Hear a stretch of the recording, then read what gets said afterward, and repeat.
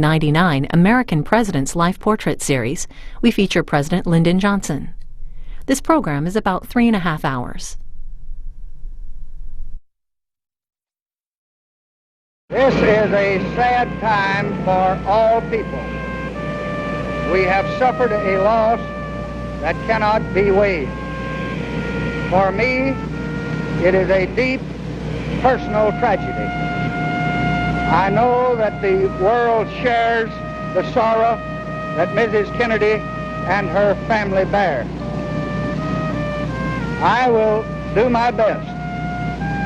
That is all I can do. I ask for your help and God's.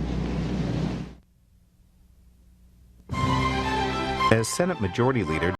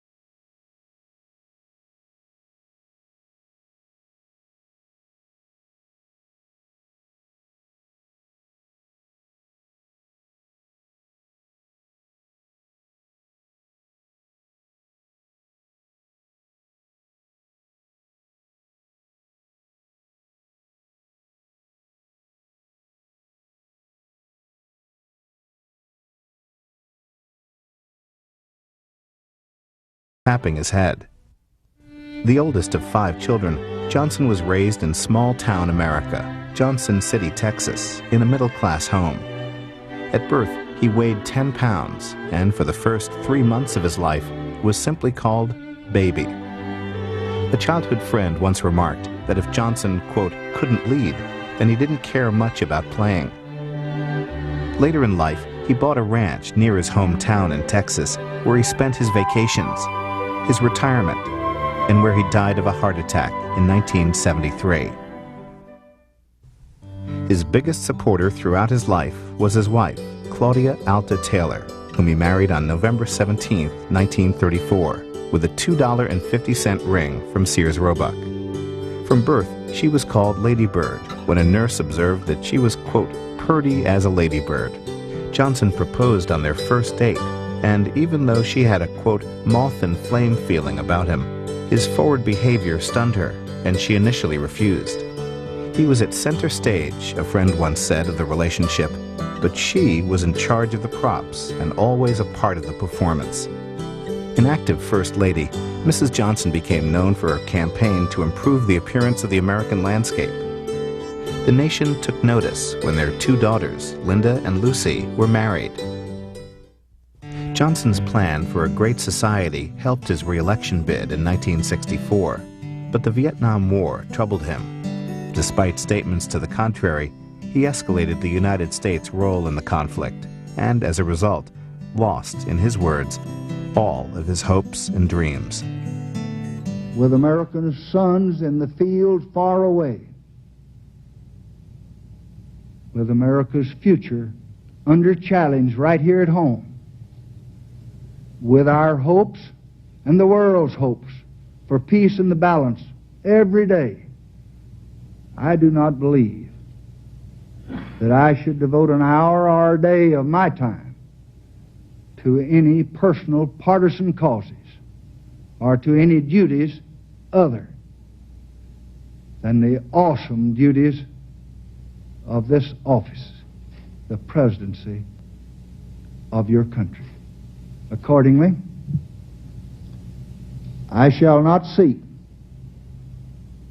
and I will not accept the nomination of my party for another term as your president.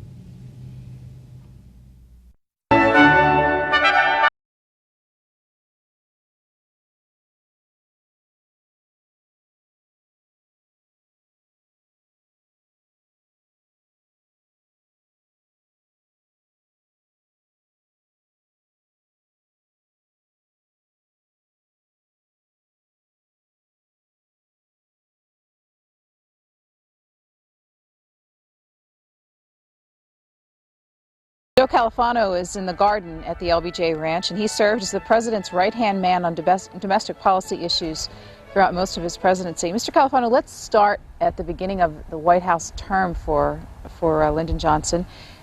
As he learned he was to become president of the United States, what sort of approach did he take?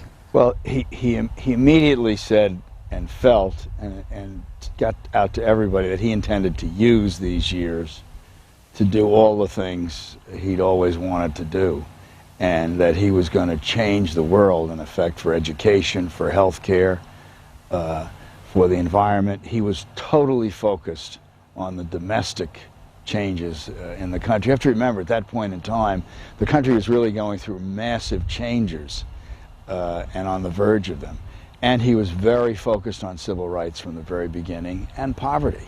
How did he establish his legitimacy? Well, the real establishment of his legitimacy in his terms came when he was elected by the greatest landslide of any president when he ran against Barry Goldwater. In immediate terms, in 1963, he brought in every leader, every business leader, every labor leader, he knew the power structure of America as no president before him had ever known it. He'd learned it in the Senate, he learned it in the House, and he knew exactly who moved and shook America. He also made it clear to the disenfranchised, particularly the blacks, that he intended to do something for them. We welcome your participation in this program, as we have throughout our American President series. We're going to open up our phone lines in just a few minutes for your calls and your questions about Lyndon B. Johnson, our 36th president. Here are the phone numbers. If you live in the eastern half of the United States, 202-624-1111. If you live in the western half of the U.S., the number to dial is 202-624-1115. We've got a program this morning that will spend the first 2 hours here at the LBJ Ranch in Texas, and then continue the conversation about Lyndon Johnson from a place he knew very well, from the Senate Majority Leader's office up on Capitol Hill. So lots to talk about a very complex and turbulent period in American history. Describe the man for us. Well, the man was, he was brave, he could be brutal and tough, he was cunning, he was caring, he was altruistic, he was Machiavellian, all in the same few minutes. He was a true believer. His methods often may have been Machiavellian in passing those great society programs, but he believed in what he was doing, and he was willing to fall on his sword. I've always thought that the one attribute that people, that struck me about him more than any over time and on reflection was courage. When he moved with all the civil rights legislation, the Voting Rights Act, the Civil Rights Act of '64, the Fair Housing Act of '68, he knew that he was turning the South over to the Republican Party. He knew that he was going to clobber the Democratic Party. Remember, when Lyndon Johnson took office, the theaters were segregated in Washington, D.C. Hotels, restaurants were segregated. Blacks were truly second-class citizens, and he was determined to change that. That, incidentally, that problem with respect to race and his aggressive attitude towards making it fair, we got more adverse mail, more criticism on the racial programs of the Great Society than we did on the Vietnam War. Then encapsulate for us his philosophy of the role of the federal government and his view of the responsibilities of a president. He believed, he said he had been a teacher of Mexican-American kids in Cotulla, Texas in 1928. And he said in the voting rights speech, when I was a teacher in Cotulla, Texas, I never thought I'd be standing here to be president, but I am president now. I have the power and I intend to use it. What did he intend to use it for? He really viewed the federal government as the instrument to help the most vulnerable among us. If the economy of the United States was good, he used to say, that'll take care of about 75% of the people. But there are a quarter of the people out there that need help. They need help really that most of us get from our mothers and fathers. They need health care, they need education, they need housing, they need a fair shake when they get into the workplace so they won't be discriminated against. And he was determined to change that. The other thing he felt, the U.S. was changing.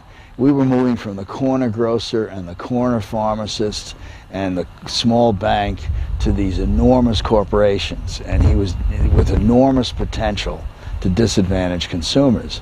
And he was determined he saw the government as one of the ways you reset that balance. That's why he went to have truth in lending and truth in packaging. He used to say, you know, the housewife walks into a grocery store and she's faced by the most clever packaging, wording, and everything that the best accountants and designers can do.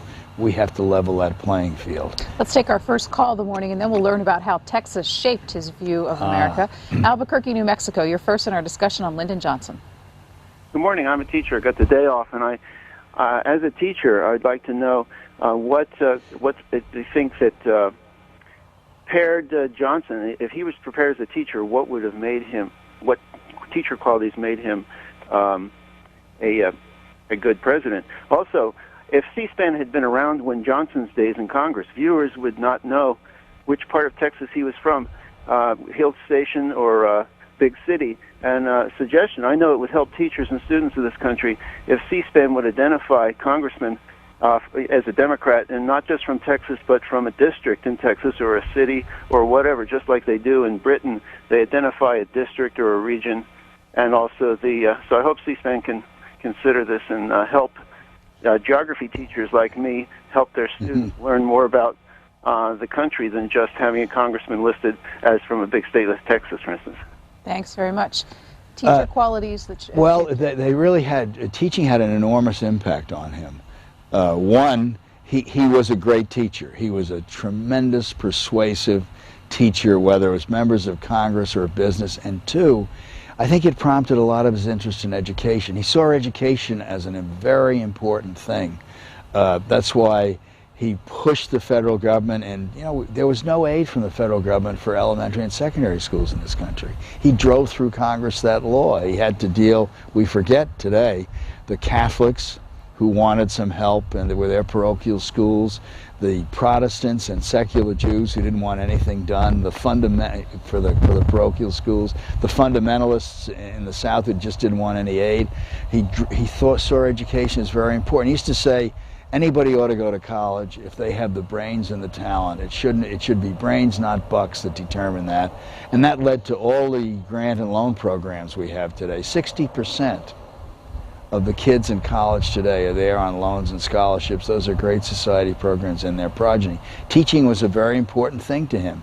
And the Teachers Corps, where he said young people ought to go out there and teach poor people. So I think teaching and that part of his life had an enormous impact on what he tried to do domestically. Well, for our geography teacher, let's bring in Leslie Starhart, who is the superintendent of the LBJ Ranch here, and she's standing down by the Pedernales River. And I'm going to ask you to address the whole question of geography and its influence on Lyndon Baines Johnson. Well, welcome, first of all, to the heart of LBJ country. And the geography of this place did dramatically influence Lyndon Johnson. This is a very tough country. It's beautiful. It's deceptively beautiful. But I would want to add a word about Johnson's teaching skills. You know, of course, that his mother was one of the few women in this part of Texas who had a college education, and she was an educator and a teacher, and she greatly influenced him. But the hill country of Texas also shaped and formed him. It was a tough and demanding land, and he was very much a product of that country. Can you tell us a bit about what this was like in 1908 when he was born? How tough was it living here? Well, the thing about the hill country is that when the settlers first came here, it was as I said, deceptively lush country, a lot of grasses, but it is a land that gets very little rainfall. And so it had been grazed down, and people were forced to go to other types of crops, very much dependent upon a boom and bust economy. It's sort of the basis of the populist movement in the country, the small farmer. When the president was born here, not very far from this place, right down the road, it was his parents were living in a very small, fairly primitive home, a farmhouse that had been built by his grandfather, well, actually by his great uncle. And they lived a very tough life. His father was, for all intents and purposes, a tenant farmer at that time, but he was also a member of the state legislature. So he had these competing emphases occurring on him. Will you tell us exactly where we are? Give us some relationship of where we are in the state of Texas. You're in the hill country of Texas. We are approximately 75 miles from Austin, Texas. This is an area called the Edwards Plateau or the Balcones Escarpment, and some people refer to it as the Devil's Backbone.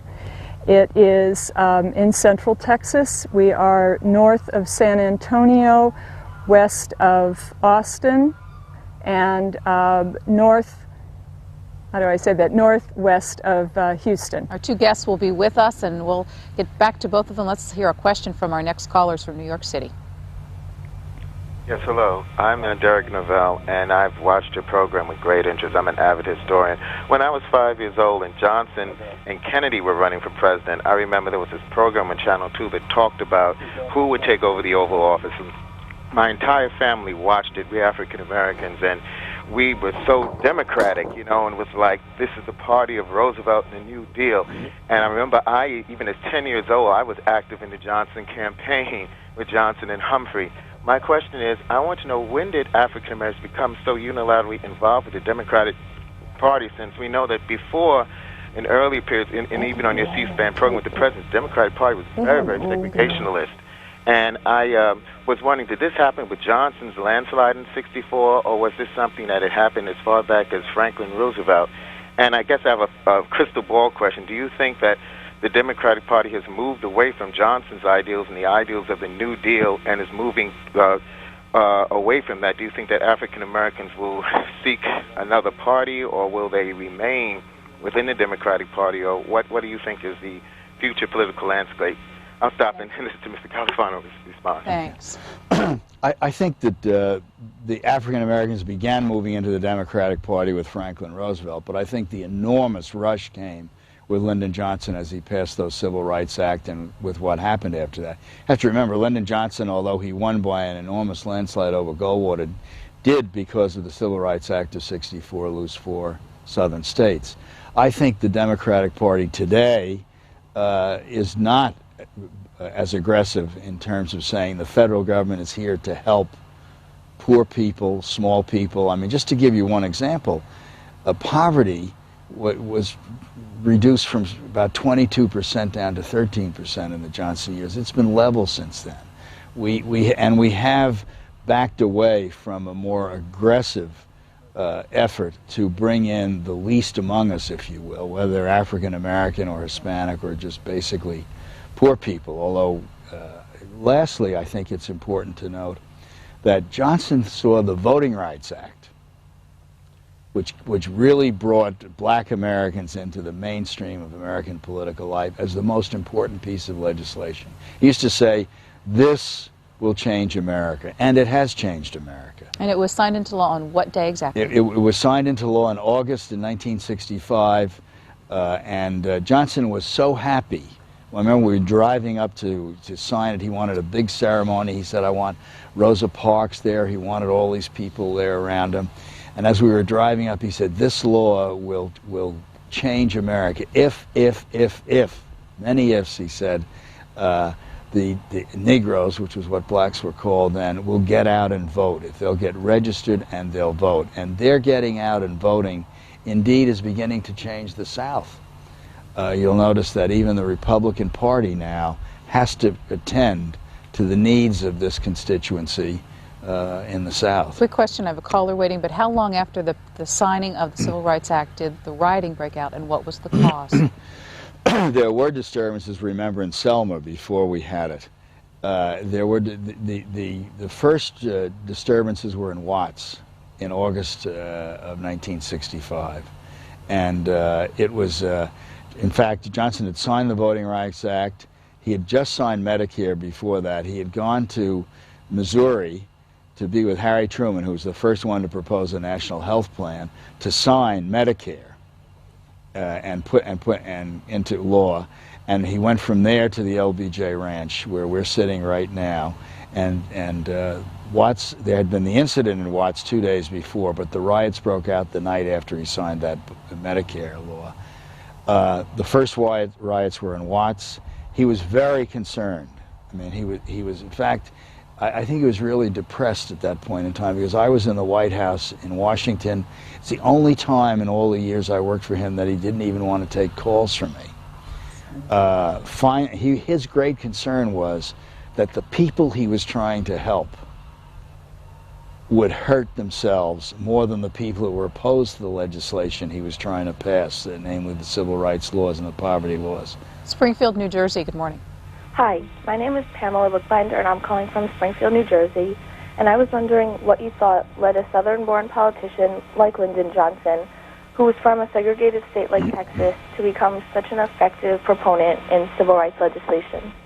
Well, I think it was very personal in many respects. He had a cook, Zephyr, and he had a driver, and they were both African Americans.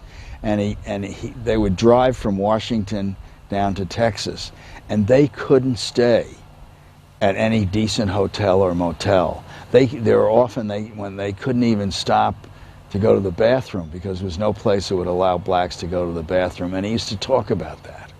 And that had an enormous impact on him. And secondly, I think his teaching in Cotulla, Texas, to go back to that, and his experience with Mexican Americans here in Texas had an enormous impact on him. And he used to say, if we don't give them a fair shake, we will have riots, we will have people on the street forever in this country. And secondly, it just wasn't right. To him, it was a moral issue. There was a meeting in the White House in the spring of 1963 when Kennedy was president. And Kennedy and some of his aides were talking about the politics, the difficult politics of civil rights. And Lyndon Johnson said, whoa, this is a moral issue, not a political issue. And he saw it as that. He knew he paid an enormous price. He viewed the tremendous landslide and the popularity that he had going into 1965 as something to spend to get this done for this country, even though he knew it would clobber the Democratic Party. Olympia, Washington, good morning. Olympia, there? Yes. Go ahead, sir. Okay.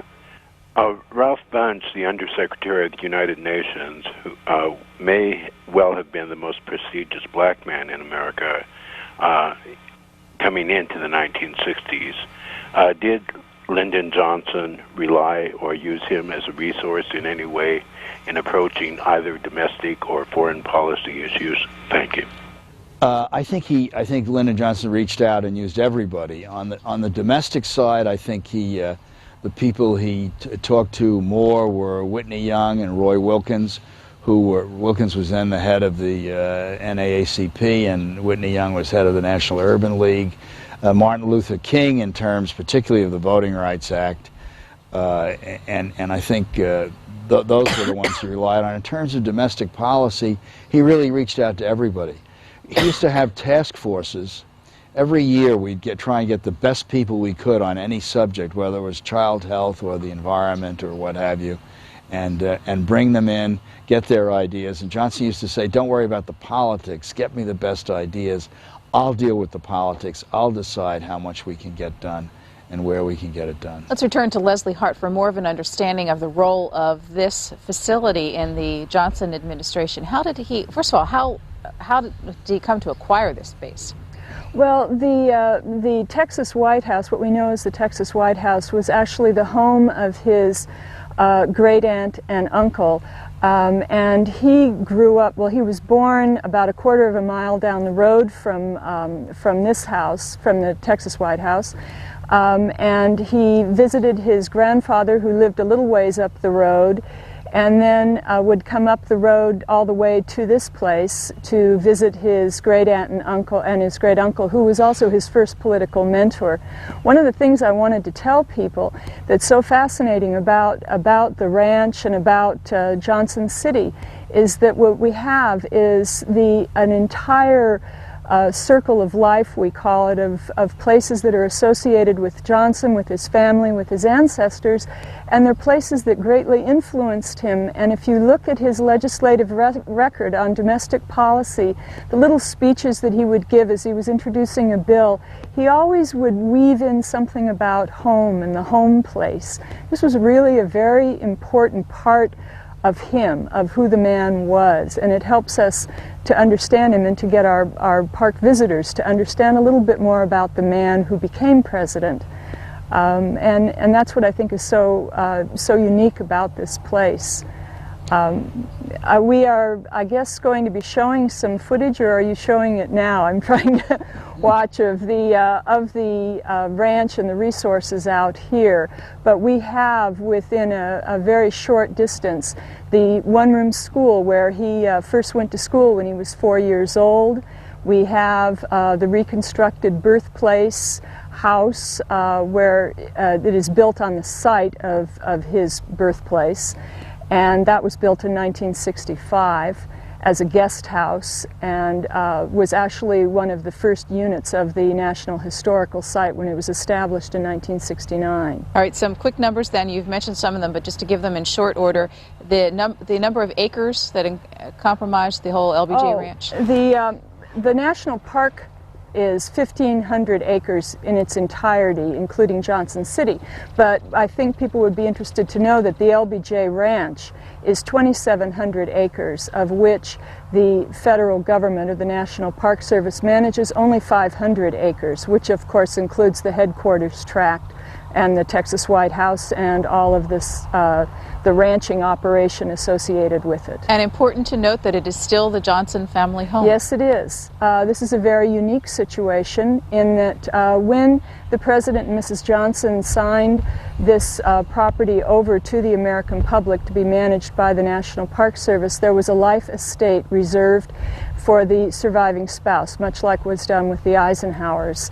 And Mrs. Johnson, of course, is still alive, thank God, and with us. And so the home is still a family home. And we bring our visitors in and they see all the areas around here and tour outside of the house. But it is still very much an active family home. Springfield, New Jersey. Go ahead, please. Hi, this is Pam Tram from Springfield, New Jersey. And I was wondering what the most influential thing he did during his presidency. Thank you. Mr. Califano? Well, I think there are two things. I think one was, certainly in the domestic arena, one was the push for civil rights, and the other one was to put the federal government squarely on the side of poor people and try and deal with poverty. And poverty wasn't just the Office of Economic Opportunity. It was the education legislation to let kids go to school. It was Medicare and Medicaid, which gave people health care. It was job training. The federal government wasn't training a single person when Johnson became president, and then suddenly he put them into the business of training people. It was that whole array of things. I think also when you talk about the land out here, two things. I mean, one, it had an enormous impact on the way he felt about the environment.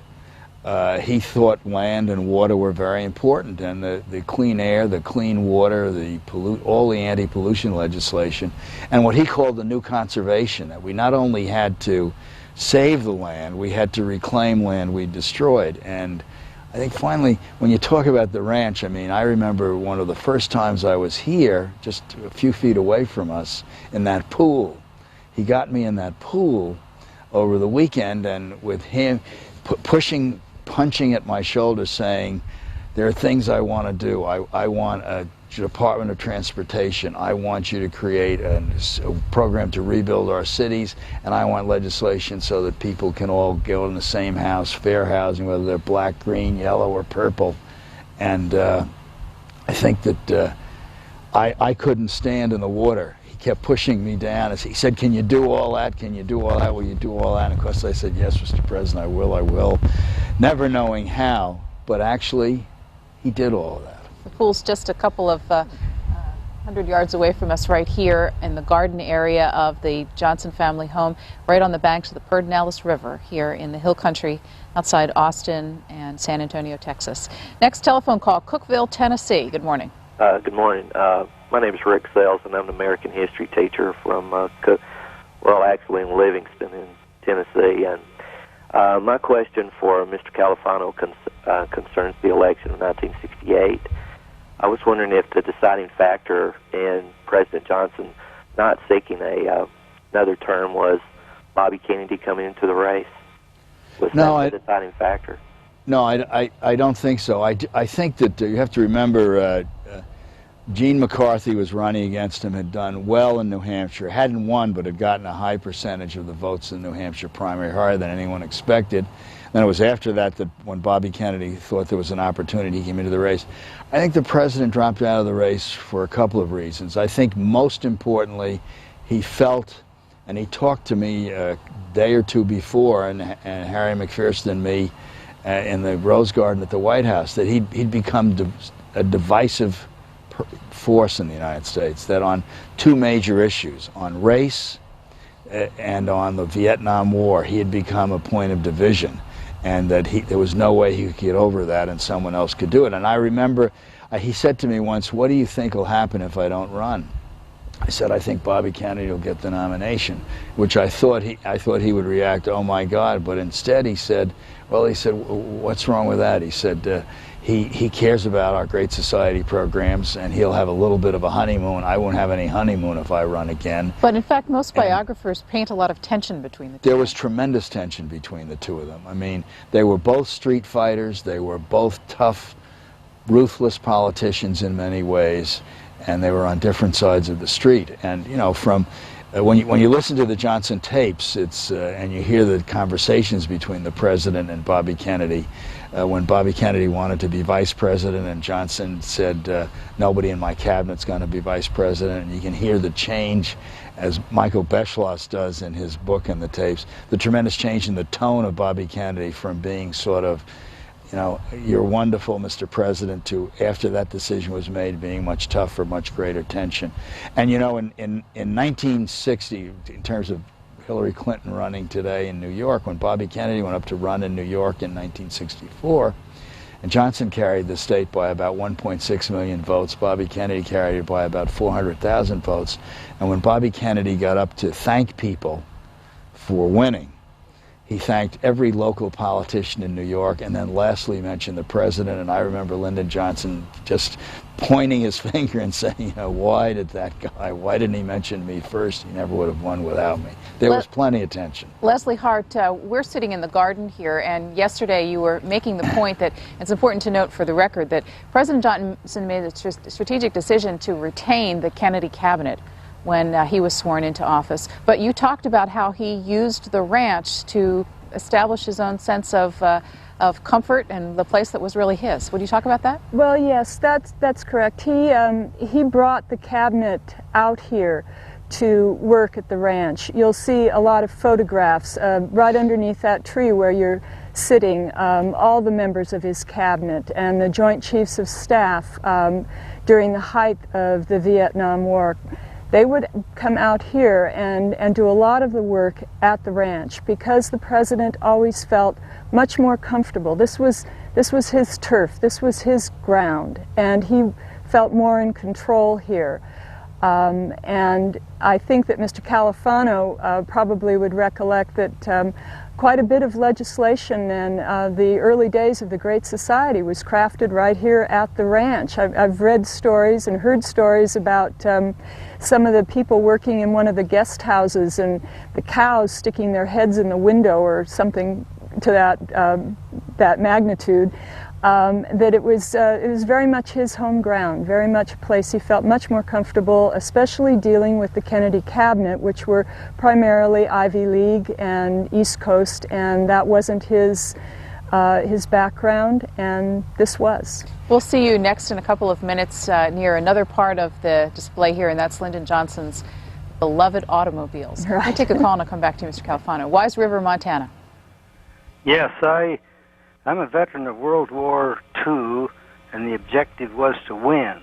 It seemed to me the policy of the Johnson administration was to seek a stalemate, and subsequently we lost. I would like a rational explanation why I have that impression. If I'm wrong, correct me. Thanks very much. I think the tension of the Johnson presidency was his determination to move forward with the domestic programs in the Great Society and not to let the Vietnam War stunt that growth. He thought that the New Deal had been stopped in its tracks by World War II for Roosevelt, understandably, and that the Korean War had stopped the fair deal in its tracks for Harry Truman, and he was determined not to let that happen. And in the end, how did it play out? In the end, we sit here today, and all the Great Society programs pretty much in place. The war is over. I think there are lots of ways to view that war. It was certainly a blunder in many respects. But if you look over a 50-year period, from the time Truman began with Berlin, with dealing with Berlin, with Greece and Turkey, with the Marshall Plan, then fighting in Korea, then followed by Eisenhower, and Eisenhower going into Lebanon, the build-up there. Eisenhower was the first one to go into Vietnam, as we both recall, and then Kennedy going further in Vietnam, Johnson really building Vietnam up, Nixon continuing, ultimately ending the war in 1972, 1973, Jimmy Carter beginning the defense buildup, Ronald Reagan really building the defense. I think over 50 years, the Soviets and the communists had to say, my God, they're willing to spend all their blood and money for this concept called democracy, and the wall came down. I think the wall didn't come down in 1 year, it came down over 50 years. And I think in that sense, many people will, over the long haul, say Vietnam was a losing battle in a winning war. Well, while we're speaking of Vietnam, let's listen to President Johnson speaking to students at Johns Hopkins University to talk about his policies and views of them. Last week, 17 nations sent their views to some 24 countries having an interest in Southeast Asia. We are joining those 17 countries and stating our American policy tonight, which we believe will contribute toward peace in this area of the world. I have come here to review once again with my own people the views of the American government. Tonight, Americans and Asians are dying for a world where each people may choose its own path to change. This is the principle for which our ancestors fought in the valleys of Pennsylvania. It is a principle for which our sons fight tonight in the jungles of Vietnam. Vietnam is far away from this quiet campus. We have no territory there, nor do we seek any. The war is dirty and brutal and difficult. And some 400 young men, born into an America that's bursting with opportunity and promise, have ended their lives on Vietnam's steaming soil. Why must we take this painful road? Why must this nation hazard its ease and its interest and its power for the sake of a people so far away? We fight because we must fight if we're to live in a world where every country can shape its own destiny, and only in such a world will our own freedom be finally secure. This kind of a world will never be built by bombs or bullets. Yet the infirmities of man are such that force must often precede reason, and the waste of war the works of peace. Joe Califano, you were at the Pentagon before coming to the White House. So would you talk about the role of the advisors at the Pentagon, Mr. McNamara and others, in helping to convince President Johnson of his direction? Well, one of the most interesting things, and one of the things I always still struggle with trying to think through, in the Pentagon, Secretary McNamara, all of us, the whole Pentagon, and indeed the State Department, with the exception, I think, of George Ball, the Undersecretary, but McNamara and Russ were pushing very hard on the President to escalate faster and much more than he did. And in 1964, the word came back from the White House, the President is not going to make any decisions this profound in the heat of an election. when he won by this landslide, I remember Bob McNamara going down to the ranch and basically, and others just pushing, saying, now we're going to go. Now we're going to get troops in there. We're going to have an air program. We're going to go. And Johnson said, no, let's think some more. And for 6 months, 7 months, until the end of July, really almost 8 months, he sent McNamara out to Vietnam. He sent Bundy out there. He had people going out there to look at it. What can we do? He was very reluctant to go. And then he finally went with the buildup in July of '65. What is puzzling is after that, he basically, until early 1968, went with whatever recommendations the military made. He was so skeptical about everything else anyone would suggest to him that I always wondered why he wasn't a little more skeptical about that. The Tonkin Gulf Resolution, only 2 votes in the Senate dissenting. The entire House, as I read it, unanimous vote in favor of the Tonkin Gulf Resolution. That's right. Wayne Morse and Bartlett, the congressman, with 2 senators. What should we take away from that? Well, you know, people are always with you on the takeoff when it's easy, and it's when the skies get rough, people fall off. I think that Johnson wanted that resolution. Very much because he didn't want to move without it. He thought Harry Truman had been devastated by moving into Korea with nothing from the Congress and shot at by the Congress forever after. I think, you know, people changed over time. The other thing you have to remember in those years, we were always looking over our right shoulder. Barry Goldwater was a very right-wing candidate. The anti-communist movement was still very powerful. It was a very powerful force in American politics. I mean, Bob McNamara in his first couple of years in the Pentagon was clobbered by the anti-communists. Goldwater ran on a campaign that we're going to be soft on communism. And Johnson was constantly afraid that if one of the political parts of that was, well, if we lost Vietnam, we would be the soft on communists and we would lose everything in terms of the Great Society. Joe Califano was the chief domestic policy advisor to President Johnson during his White House years. He has written a book about the experience called The Triumph and Tragedy of Lyndon Johnson, published first in '91. It's coming out again. It's coming out again. I think with Texas A&M Press and their presidential series is going to put it out again. When will it be available? Next year it'll be available. Next telephone call, Shreveport, Louisiana, on Lyndon Johnson. Yes, ma'am. My name is Ray from Shreveport, and I understand President Johnson was raised in an average middle-class family, and that he was a civil servant his whole life. I was just curious how he accumulated all his wealth of that beautiful ranch and understand TV and radio stations in Austin, because it's just a wonderful thing he did. Well, I think you know, he and Lady Bird, they invested wisely, and they certainly invested wisely in the communications area. I probably can tell there's a wonderful story. My father-in-law, my wife's father, Bill Paley, was the founder of CBS, and he used to tell a story that when Johnson was just a senator, he would call Bill Paley and Frank Stanton, who was the president of CBS, and the station here, the LBJ station, was a CBS affiliate, but it wasn't a mandatory buy. When you bought a national advertising campaign, you didn't have to buy this station.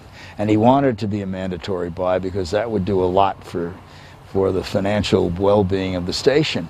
And Bill Paley said he kept turning Johnson down. He said then in 1954, when the Democrats took control of the Senate, and Johnson was the majority leader, his private phone rang at 6 in the morning, which had to be 5 a.m. here, Texas time, from the ranch.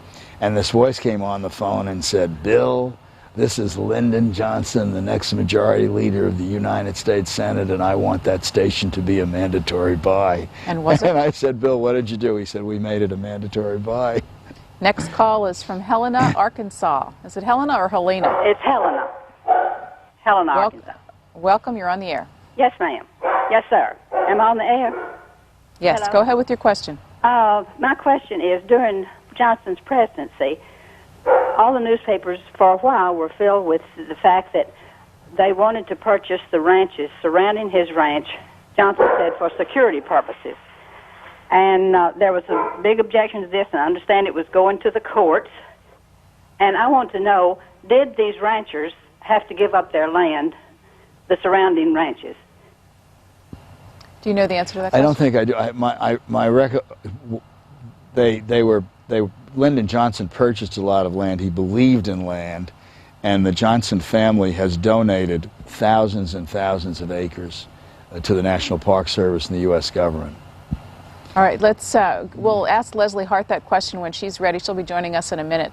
Let's take a next call from Norwalk, Ohio. Good morning. Good morning. My name is Eric Ebbinger. I'm from Norwalk. I'm wondering, I read your book, The Triumph and Tragedy. I'm glad to hear it's coming out again. I love the story that you tell about Lyndon Johnson taking that stroll in the car with the prime ministers and whatever heads of state were joining him, and the car would go down and he would fall into that lake and it would become a hovercraft.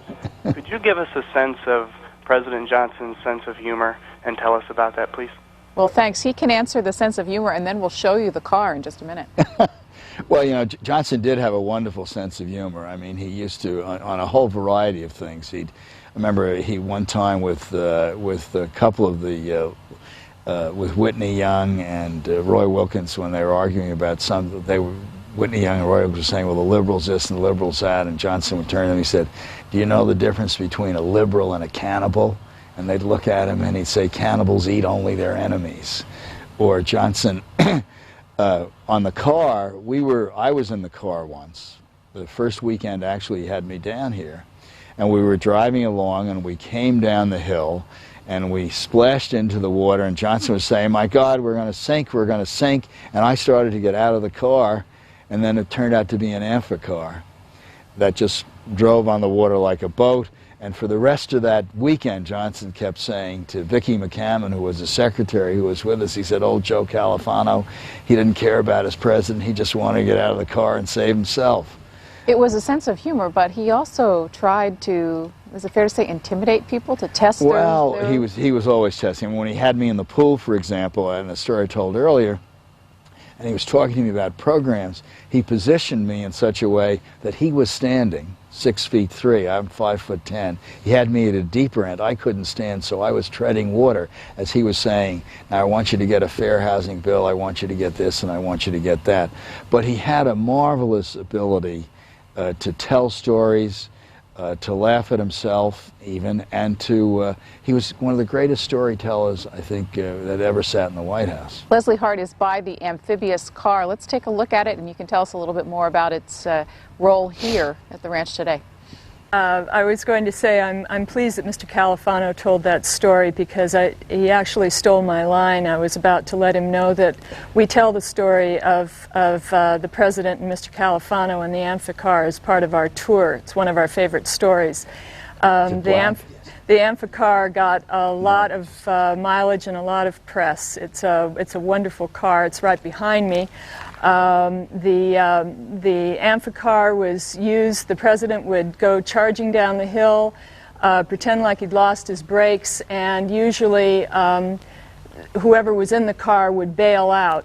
And actually I heard that Mr. Califano had actually jumped into the Pedernales River. I know that there is another story of a newlywed couple, and the young man jumped out of the car and left his young wife sitting in the car, and the president had a lot to say about that. So it was a real test of wills. Yes, it was. We have a number of cars up here at the hangar, and I would like you to, I was going to ask the cameraman to show you a couple of them. In addition to the amphicar, we have a red hunting car. It's right over here to the right of the amphicar. That is completely outfitted for hunting excursions, and was a favorite car of the president's.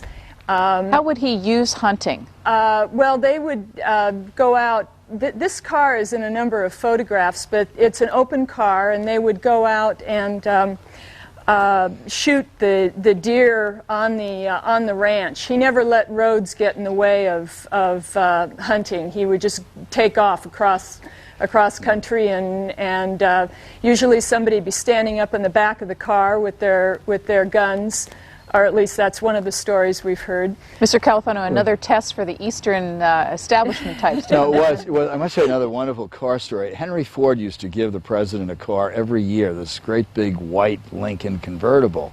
And when we passed the auto safety legislation, that for the first time required the padded dashboards, all the things, everything had to be recessed.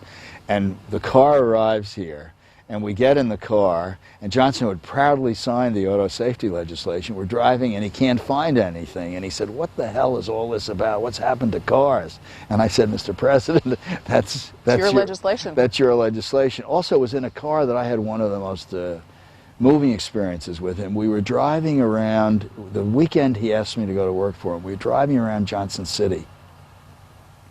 And I think this captures a little bit about him. The top was down, it was dusty, and there was a guy on the side of the road, and he was red, scraggly beard, obviously looked very much like a drunk and an alcoholic and a deadbeat.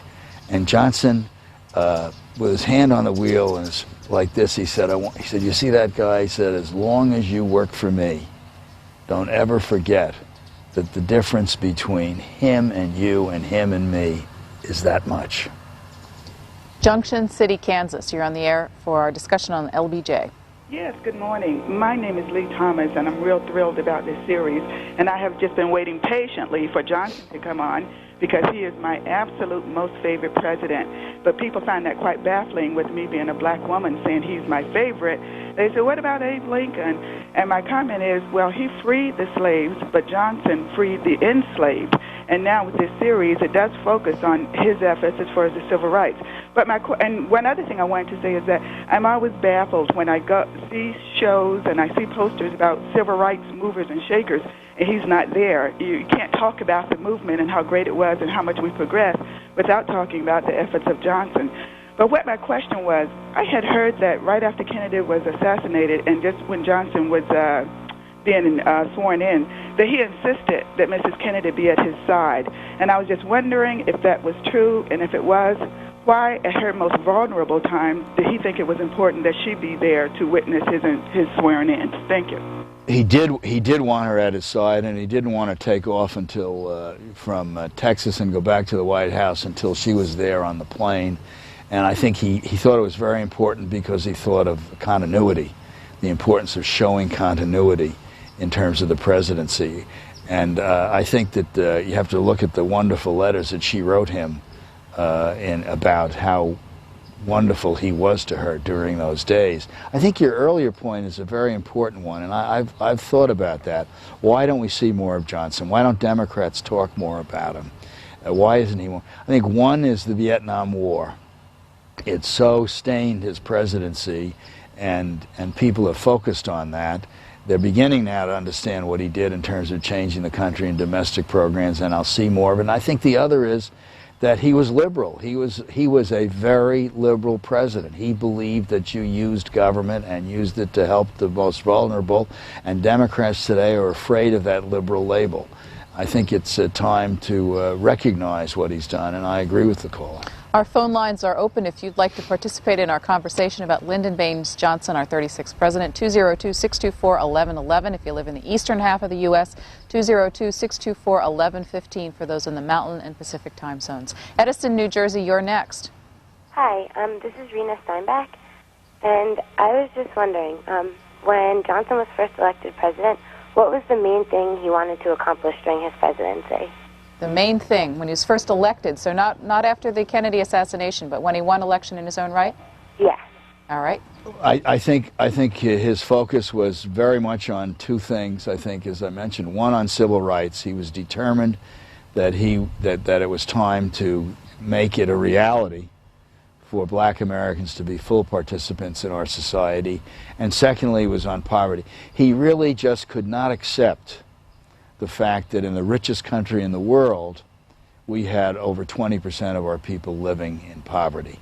And he was determined to change that. And he had an enormous impact on that. And poverty, as I've said, wasn't just the OEO programs. And you have to remember what it was like in those days, incidentally. Head Start, which is now one of the most popular programs in the government to provide preschool education to poor children. When we proposed it, it was attacked and assaulted as a kind of Soviet program to wrench kids from their mothers at an early age. And Head Start was also something Lady Bird was a very important part of. After the 1964 elections, what were his majorities like in the House and Senate? After the 1964 elections, Lyndon Johnson had a liberal majority in the House, not just a Democratic majority, and that was what made the 89th Congress so incredible. We passed 100 major laws in each session of the 89th Congress. What are some of the big names from the House and Senate in those days that people should know? Well, John McCormick, who was the Speaker of the House, was very important. He was from Massachusetts, as Tip O'Neill, who later became Speaker, was as well. I think he was critical. I think in the Senate leader was Senator Mike Mansfield. Mansfield was a wonderful, wonderful man, and Johnson, and a very, very, almost holy, almost saintly man. And Johnson used to say, "Why do I have to saint for majority leader? Why can't I have a politician?" Whenever Mansfield would say, "We just can't do this or do that." Russell Long, the chairman of the Senate Finance Committee, and Wilbur Mills, the chairman of the House Ways and Means Committee, and it was Richard Russell, who was Johnson's mentor, and actually Russell came to see Johnson to tell him that he was going to have to filibuster on the Voting Rights Act, on the Civil Rights Act of 1964, and Johnson said, in a classic Johnson story, he said, "Dick," and Russell said, "Mr. President, I got to make a stand. There's a point at which I've got to make a stand. I've got to stand somewhere." And Johnson said, "Dick, you remind me," and he knew this would really grate on Russell, he said, "of that Negro boy in bed with that white woman, and her husband comes home, and she says, 'My God, it's my husband, it's my husband,' and he runs to the closest door, and it's the linen closet, and he has to go into the linen closet, slammed against those shelves just straight like that, and the husband goes from door to door opening up saying, 'Who's here? There's somebody here, there's somebody.' He rips open the linen closet door, and Johnson jumped up from his chair, stood as straight as a rail, and he said, 'What are you doing there?' And he says, 'Everybody's got to stand somewhere.' And Johnson turned to Dick Russell and he said, 'Dick, you got to stand somewhere, but you got to have enough flexibility. You got to leave enough room so that these people can get a fair shake of this country.'" 1/3 of today's United States Senate works in the Russell Office Building in Washington, D.C. Next telephone call is from Olney, Illinois. Good morning. Good morning. Hello, Mr. Califano. Hello. I just want to say I have toured the LBJ Ranch 3 different times. I love it. I love President and Mrs. Johnson. Do you remember the congressman from Illinois, Shipley? Sure. And the discharge petition that you write about in your book? Yes, sure. He's a dear friend of mine. Well, good. And I just wanted to ask and inquire as to the health of Mrs. Johnson. I heard last night she was hospitalized. And just ask how she's getting along, and just say I dearly love your program and the Johnson family, and I agree the Democratic Party should get liberal and recognize President Johnson. Well, thanks. Mr. Califano, let's turn to Leslie Hart, because I know she's been in touch with the Johnson family, and she can tell us about the update on Mrs. Johnson's health. Mrs. Johnson is doing fine. She was hospitalized yesterday afternoon. She had a fainting spell. She has had those in the past, and as a precaution they took her to the hospital yesterday afternoon, but she was just being held for observation, and I believe that she is probably on her way home, if not now, probably later on today. That caller was a 3-time visitor to the ranch. Yes, I was so happy to hear that. How many visitors do you get every year? Right now we average around 150,000 visitors a year to the ranch and to the Johnson City unit. We are working very hard on our visitations. It's gone up and down, but we think that we have a great deal to offer. We have a lot of school groups that come and use this place, which is indicative of the President's influence, I believe, on education, as well as Mrs. Johnson's. If I might, could I get back to an earlier question that was asked about the land, because I think it's really important to clear up some of the mythology surrounding surrounding this place. The Johnsons, in fact, at one time owned 9 ranches. This ranch in itself is 2,700 acres, as I said. But the land that the lady was referring to is across the river. When the LBJ National Historic Site was being established, also wanted to create an area that would be for the local communities, that would provide more traditional resources that you don't have inside of a national park or national historic site. And his friends got together and raised private funds to purchase the land that is now the LBJ State Historical Park. It's directly across the river from us, and we work in partnership with them very closely. Our bus tours generate from the LBJ State Historical Park. The only way that the visitors can come to the ranch itself is on a National Park Service tour bus, and those go every day, you know, from 10 o'clock until 4:45 in the afternoon.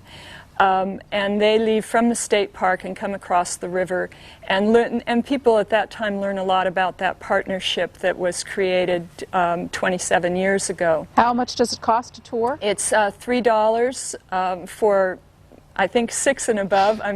Correct me if I'm wrong, Greg. I've got a couple of staff members nearby. And how many days a year are you open? We are open every day except Thanksgiving, Christmas, and New Year's Day. And sometimes people have the good fortune as they're driving by in the tour buses to see Mrs. Johnson waving at them. When Mrs. Johnson is out at the ranch, she'll come out on the front porch. She loves to. She'll come out and wave, and if she can, occasionally she has exchanges with the visitors.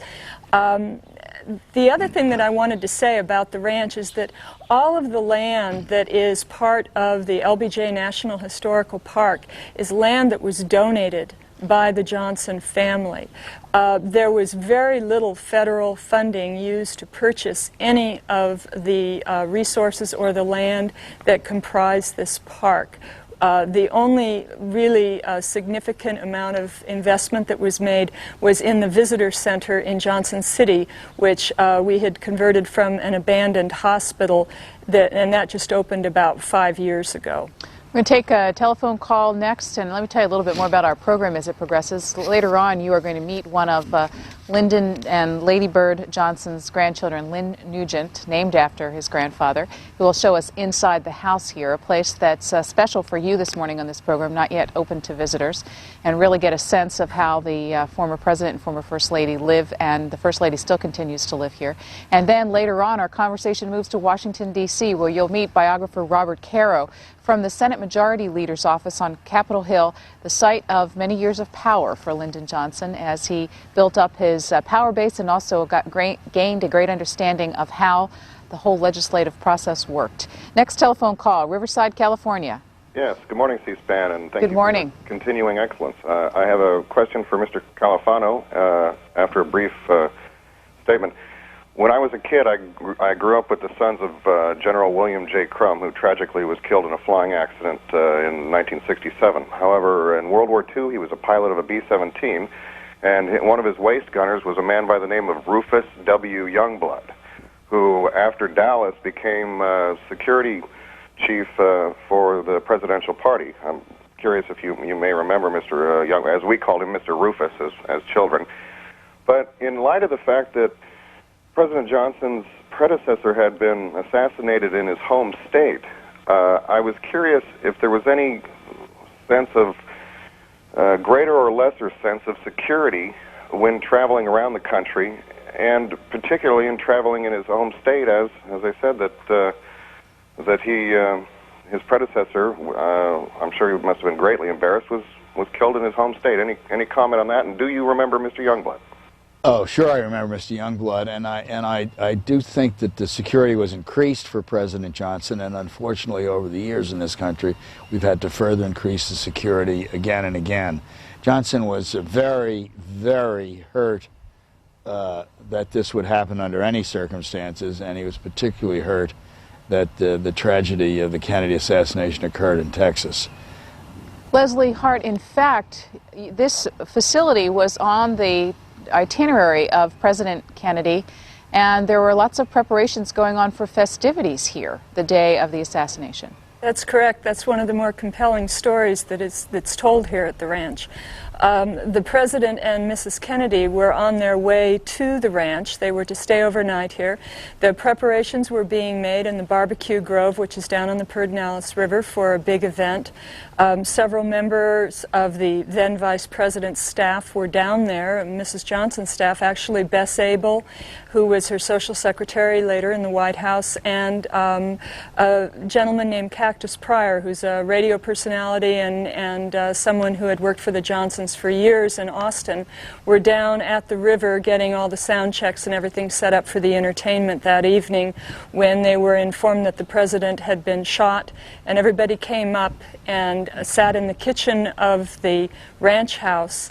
And they tell a very powerful story of a Secret Service agent walking into the kitchen as they're watching the news coverage and saying to them, "You are now in the home of the President." And in that instant, everything just changed forever for this family, for their home. This went from being the home of the Johnsons to the home of the President. And the instant change, the security systems that were brought in, and we still have a lot of those structures are right up here in this area where I'm standing, and the airplane hangar that was converted into the place where he gave his press conferences, the communications trailers that the Army brought in overnight are still here, and so you have all of this evidence still in place. It's a very dramatic story.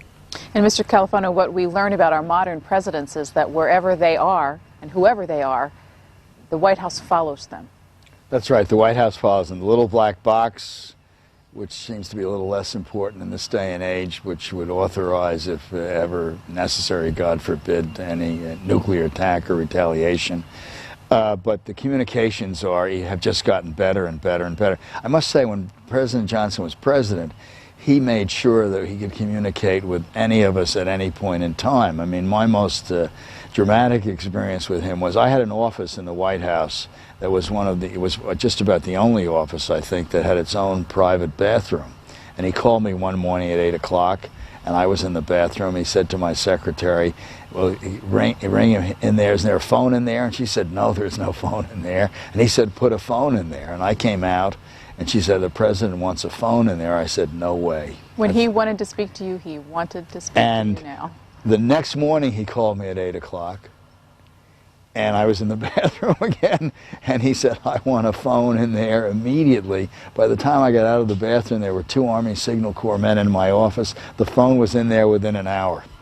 8 o'clock apparently was a late call for him. Was late? He well, would often call at 5 or 6 o'clock in the morning? He'd call, you'd be at home. We all had White House phones at home. You'd call, and you'd get a call at 5 o'clock in the morning, and he'd say, "The story in the New York Times or the Washington Post, what are you going to do about it?" We, of course, didn't have a newspaper at that point in time. And the other thing was, in our offices, we had a line called the POTUS line, President of the United States. And it was a red button, and it just rang. It didn't ring intermittently. It just rang steadily until it was answered. And if you didn't pick it up within a few seconds, you could hear his impatience in his voice, whatever he was asking you about. In effect, why didn't you pick it up sooner? And this all in the days before beepers and wireless phones. That's right. You stayed as connected as you could. Well, Mr. Califano and Leslie Hart, one of the things we've been doing throughout this entire series, which for our viewers who are just with us, started in March and is telling the life stories of all 41 men who served as President of the United States. But we've had a special emphasis on students so that young people in the United States can learn more about the history of our country and the men who were elected and served as President of the United States. This morning we've already had a number of young people calling in, as you've heard from their voices, but right now we're going to talk to a student named Jennifer Hawkins who attends the LBJ High School in Austin, Texas. Ms. Hawkins, what can you tell us about the decision to name your school after President Johnson? The main thing I can tell you is that LBJ High School is in the heart of East Austin, which is a predominantly black neighborhood, and one of the things that Lyndon Baines Johnson is known for is the Civil Rights Act of 1964. And also, he is from Texas. He's a Texan from Stonewall, Texas. And so those are just some of the things that contributed to naming the school after him. In addition to the name on the building, how is the former president recognized on the campus? We have a statue in the front that says LBJ. It's a Texas. It's in the shape of a Texas, made out of granite. There's a placard in the front hallway that students pass every day. In the office, we have 2 busts of Lyndon Baines Johnson and his picture of him in the White House that was donated to the school. And all the students born long after his presidency, what do your fellow students know about him, if anything? Most of the students are most familiar with the fact that he spoke of a great society and the Civil Rights Act of 1964 and the Voting Rights Act. Those are the main things that are taught to us as students when we learn about the presidents of the United States. We have a gentleman as our guest this morning who was deeply involved with the domestic policies of Lyndon Johnson. Do you have any questions for him? Because I know you've studied about this period. Well, just one of the things was I was wondering what contributed most to his decision. I know it was a tough decision on sending retaliatory airstrikes to North Vietnam during that time, or if you know anything about that. It's one of the more controversial times. And so what contributed to his decisions to do that, sending our troops over there?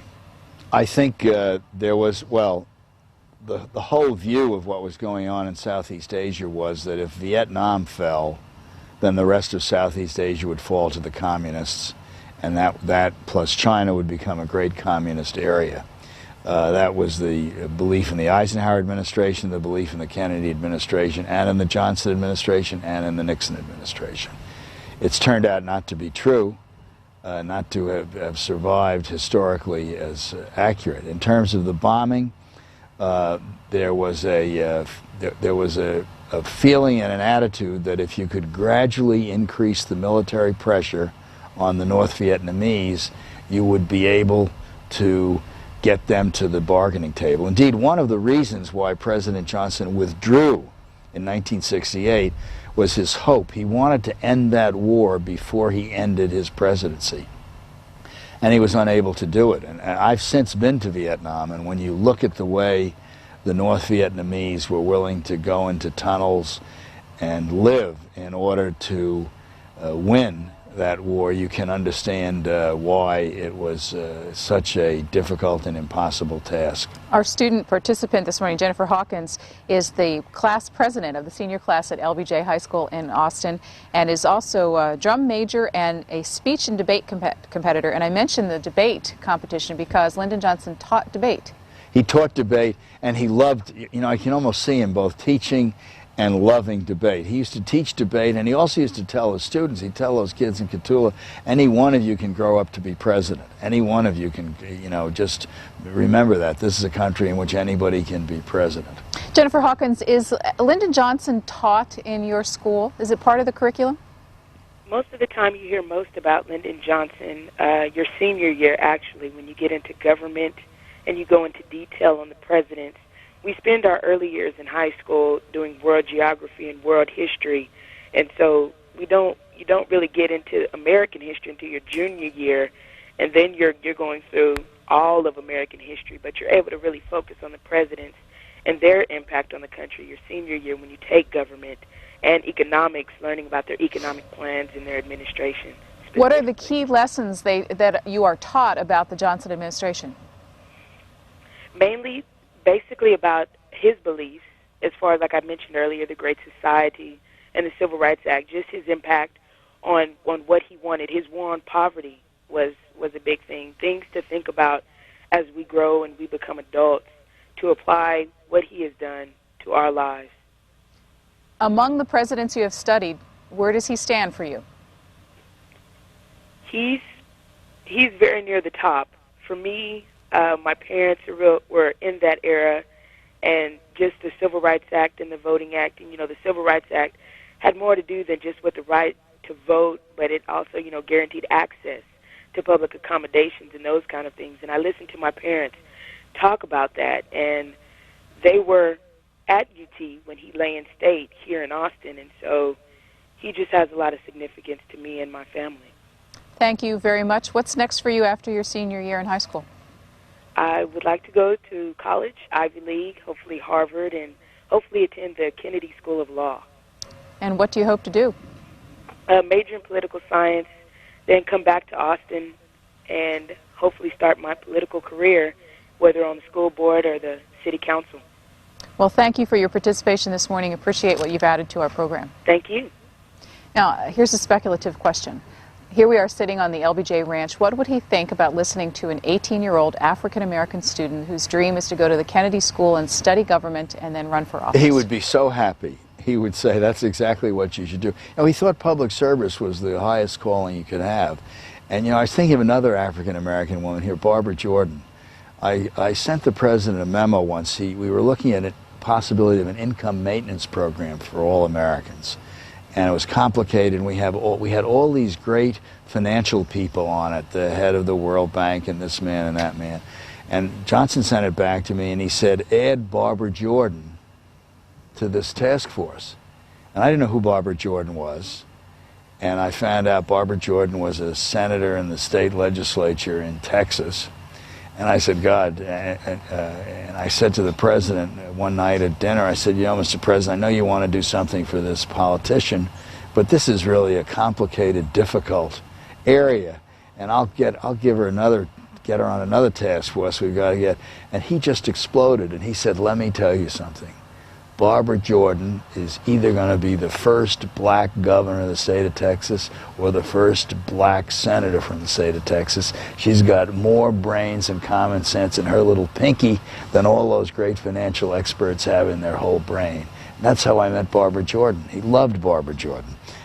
Maura Pierce is our producer for this installment of our 41-week series. Brett Betzel, our director. And special thanks to former First Lady Lady Bird Johnson for opening up her family home to us, and for the National Park Service for their help in allowing us to show this to you this morning. Let's take our next telephone call on Lyndon Johnson, Bradenton, Florida.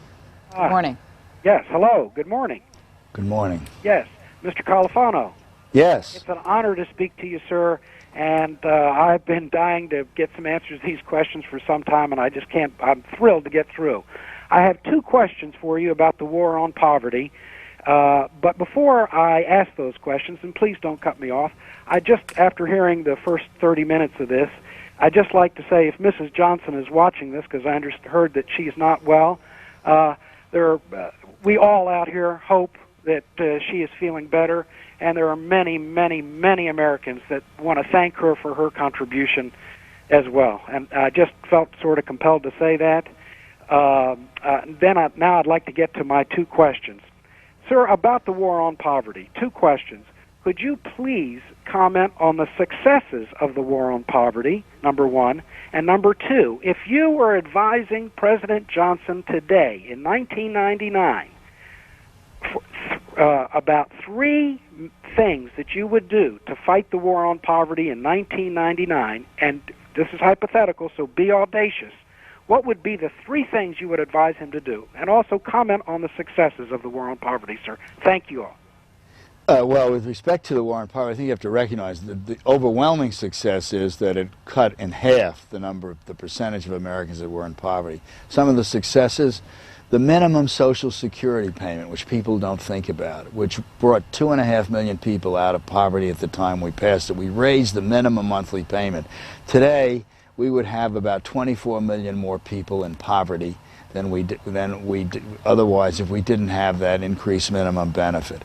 The education, the Head Start programs, on that Johnson used to say, the rich have preschool and nursery school for their kids. Why can't the poor have that?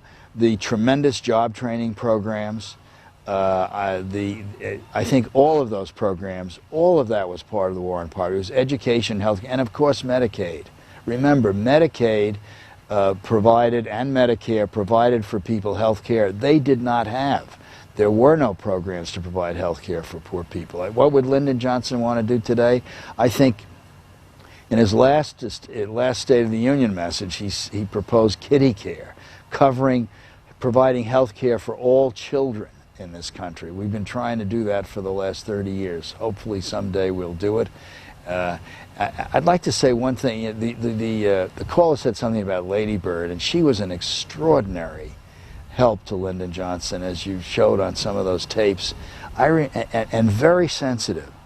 After Martin Luther King was assassinated, I moved into the White House because I was working on that, and I would bring President Johnson one report after another to move troops here. We had a problem in Baltimore. We had a problem in Dallas or Chicago, what have you. And after about a week there, I was going home. And Lady Bird called and she said, "Joe, I'd like you to come. I'm going to just have a couple of people for dinner tonight with Lyndon." And I said, "Mrs. Johnson, I haven't been home in a week. I really would like to get back to my wife and kids." And she said, "Joe, I wouldn't press you normally, but," she said, "you brought Lyndon a lot of bad messages in the last week with all these problems in the wake of the assassination. And sometimes he can mistake the message and the messenger. And I never want that to happen to you. I want you to come have dinner with all of his friends in a very pleasant evening." That's the kind of woman she was. In Klein Village, Nevada, you're next on LBJ. Yes. In August 1965, George Bundy and President Johnson had some sort of a meeting. On the front page of Parade magazine, the Sunday supplement, there was a picture of the two of them standing on the White House lawn. And George Bundy had a manila envelope in his hand, and a piece of paper was sticking out the top of it, and it had "top secret" and the code word. I was an enlisted guy in the Air Force Security Service, and because of that code word, in September the 1st, they had to change all the stamps for the top secret and secret, all the code words and all that stuff. And I just wondered if he was even aware that he did it, or if you ever heard of that. Thank you. I don't remember that at all, and I don't know whether he was aware that he did it or not. What role did McGeorge Bundy play in the White House? McGeorge Bundy was the president's national security advisor. He was there for the first couple of years of the Johnson White House tour. He then went to become president of the Ford Foundation. He was succeeded by Walt Rostow, who is a professor at the LBJ School. Were there two Bundys in the White House? No, the other Bundy, Bill Bundy, was in the State Department, the Bundy brothers, and Bill Bundy was the assistant secretary. They were both deeply involved in Vietnam. Bill Bundy was the assistant secretary in the Asian Affairs area. Leslie Hart, since we've been talking about Lady Bird Johnson, let's do a little biography. How did he meet Claudia Taylor, who we know today as Lady Bird Johnson?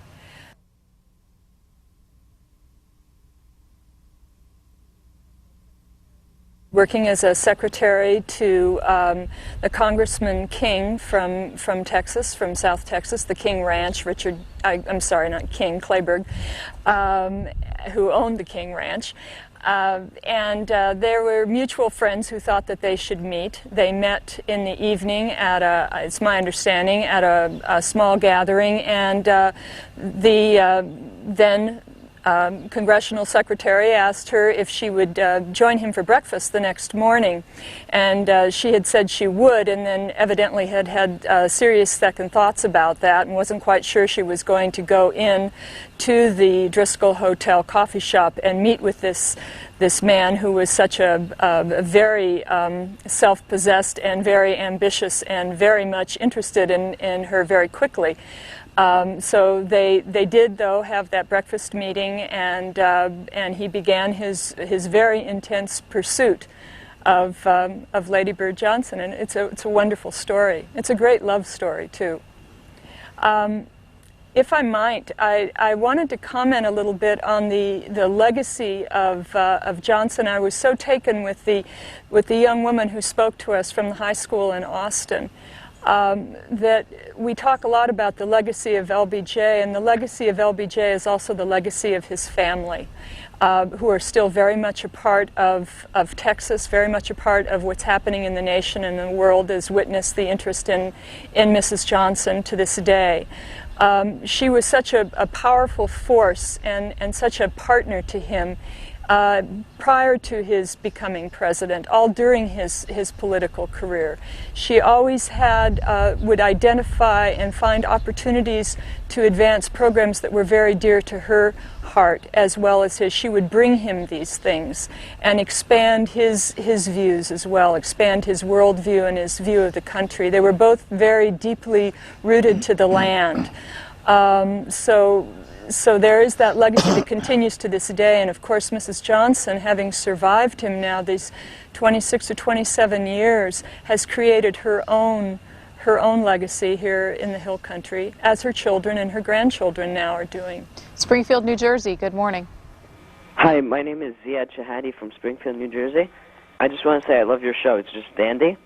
For the question, despite all those criticisms of Lyndon B. Johnson, why did John F. Kennedy choose him as his vice presidential partner? Oh, I think Kennedy, I think it's widely agreed now that Kennedy needed Lyndon Johnson in order to win that election. He chose him, I think, first of all, because he could carry Texas and help Kennedy in the South. We have to remember that Kennedy just barely won that election. And we didn't know until noon or 1 o'clock the next day whether he had won. That was very important. And I think Kennedy also realized that Lyndon Johnson was a man who was capable of running the country if he had to. Lyndon Johnson was at the seat of power as the majority leader of the United States Senate. How happy was he as vice president? Oh, his years as vice president were not happy. You know, it was interesting. He occasionally talked about them. He loved John F. Kennedy, and he felt John Kennedy treated him well. But in terms of the staff and Robert Kennedy, he felt treated him very badly. At meetings, when he'd speak, Robert Kennedy would get up and say, this meeting has gone on long enough, and leave. The staff would give him a few minutes notice of a meeting and what have you. Those years were very tough years for him. But you know, Johnson spent, I would like to just mention his sense of humor, because I thought something hit me. At one of the worst times of his presidency, the worst times he would have a sense of humor. And you know, he spent 35 years in Washington. He was really very much a Washingtonian. In the depth of the riots after the assassination of Martin Luther King, we had fires you could see from the White House in Washington. We had troops there. And I would bring him these messages. And a couple of nights later, I brought him a message. And, you know, in Georgetown, that's where all the press lived, all the media, the television people, the Washington Post people who were, by this time, driving Johnson crazy. And I brought him a message that said Stokely Carmichael, the great firebrand who was organized, the FBI was reporting, was organizing a group of people at 14th and U Streets to march on Georgetown and burn it down. And Johnson read this note, and he smiled, and he said, damn, he said, I've waited 35 years for this day. Next call, Walnut Creek, California. Yes, my question is, if Nixon had been elected governor of California in '62, do you think the Republicans would have nominated him? And if so, do you think he would have had a chance against LBJ? Well, I don't know. Lyndon Johnson, when he was still thinking about running in 1968, wanted to run against Nixon. He thought Nixon would be the candidate he could beat. He did not like Nixon. There was talk about bad blood. On the last night of his presidency, when Johnson had the staff over to the White House, he said to me, he said, you know, I want to tell you a few things, give you some advice. One, for the first time in your life when you leave here, you're going to make a little money. He said, invest it in land, because Nixon doesn't understand the economy's going to go to hell. Two, when you pay your taxes, add an extra $500, because this guy won't be happy just winning. He's going to want to put you in jail. When he finds out about all those programs, this guy won't be happy unless he can put you in jail. He did not like Richard Nixon. He was furious at Nixon's campaign against Helen Gahagan Douglas in California. He didn't like or trust him. And we have about 30 minutes left in our portion of our discussion on Lyndon Johnson here from the LBJ Ranch in Stonewall, Texas. In a couple of minutes, you'll meet one of LBJ's grandchildren. And our final half hour, we'll have all three guests here to answer your questions. Next call comes from Springfield, New Jersey. Hi, my name is Lindsay Butler from Springfield, and I was wondering if you could explain how LBJ averted a dock workers' strike in 1964 by evoking the Taft-Hartley Law. Well, we often, there were two ways in which we averted strike, in which the president averted strikes. One was by invoking the Taft-Hartley Act, which required a cooling off period, allowed 30 or 60 days during which the parties had to get together, and he was able to mediate. Johnson would often bring, you know, the unions and business into the White House to settle the strike. He did that with an almost automobile strike. He did that with an almost steel strike with I.W. Abel in those years. And he'd lock people up in the executive office building and say, nobody gets out until you agree. You've got to be able to agree. And he'd cite Isaiah, and he said, we can reason together. Phoenix, Arizona. Yes. I'm calling from Phoenix, Arizona. And my mother, my parents are originally from Cotulla, Texas. And LBJ was my mother's teacher in Cotulla, Texas in 1928. And my parents are doing very well. They live pretty good. And she always talks about LBJ. And she was crying one evening because she liked school so much she didn't want to go home. And she sat on his lap and they sang a couple of songs together. And we visited Cotulla a couple of years ago, and she was telling me the story about her going to school and about her teacher, and she's always talking about LBJ and how a wonderful man he was, and a sincere man also.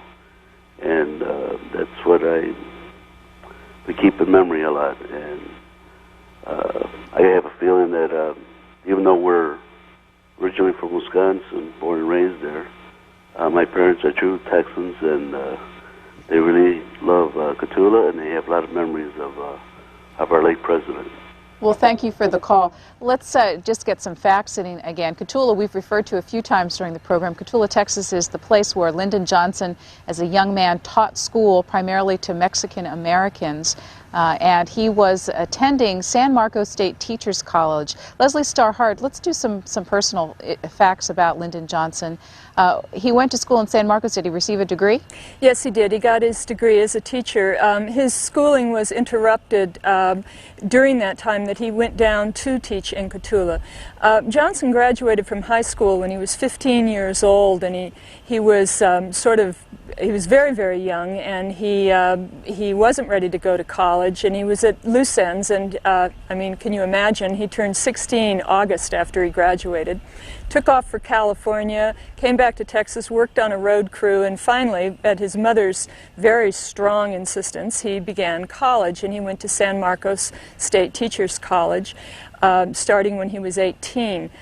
He took a year off because he was in financial need, and he went down and taught. And it wasn't just primarily Mexican-American school, it was a Mexican school. The schools were segregated at that time.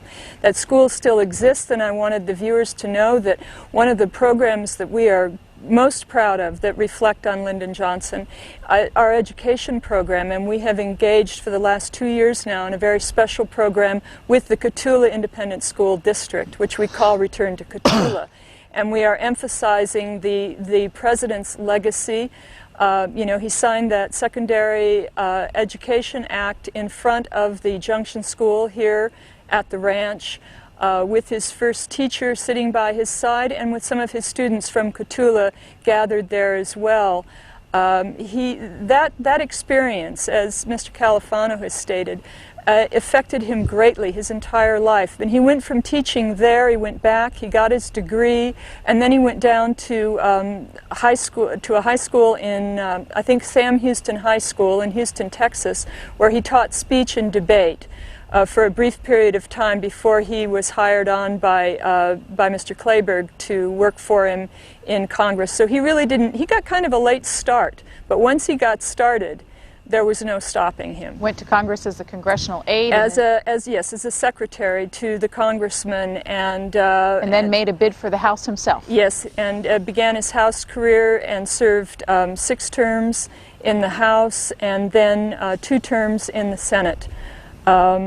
He was 13 years, I believe, in the Senate at the time of or he had been 13 years in the Senate at the time that he was became vice president. Let's bring our third and final guest from Texas into the conversation. We're going to introduce you to Lyndon Nugent, who joins us inside the family room of the Texas White House here, which we have said many times is still the private family home of the Johnson family. Mr. Nugent, thank you so much for joining us. You flew your plane into this landing strip we've heard so much about this morning. How old were you when your grandfather died? I was 5.5 when he passed away. He passed away in January of 1973. And explain your relationship to him. Well, my relationship with my grandfather was really more of a post-White House relationship. It was a grandfather-grandson relationship, and we have a lot of great memories out in this house. We're showing some pictures of you at the time, and I'm not sure if you saw these beforehand, but they're the kind of pictures we all think when we're older. Uh-oh, they took those of us. How about the family relationship? Who is your mother? Well, my mother is Lucy Johnson, and she was my grandparents' second child. And can you tell us your impressions of both your grandfather, the president, and your grandmother, the First Lady, as people? Describe them to us. My grandparents were wonderful grandparents. They were, in the short time that I knew my grandfather, he was a very loving, a very generous man. I think he really enjoyed this part of the world, and I think he really enjoyed spending time with his children and his grandchildren. I think he had a great love of this land, which is still evident for those of us that spend time out here. It's still evident to this day. Did you also go to San Marcos? Yes, ma'am. Why did you choose his alma mater? Well, it's there's a lot of reasons, but it's a wonderful place. It's a great place to get an education. I had a great time there, and I think that it's a university that really provides a great education from a great location. We are going to continue here, take some telephone calls, and we'll mix up the responses from all three of our guests, each who have a particular expertise, both personal and historical, of President Lyndon Johnson. Let's take a call from Buffalo, New York.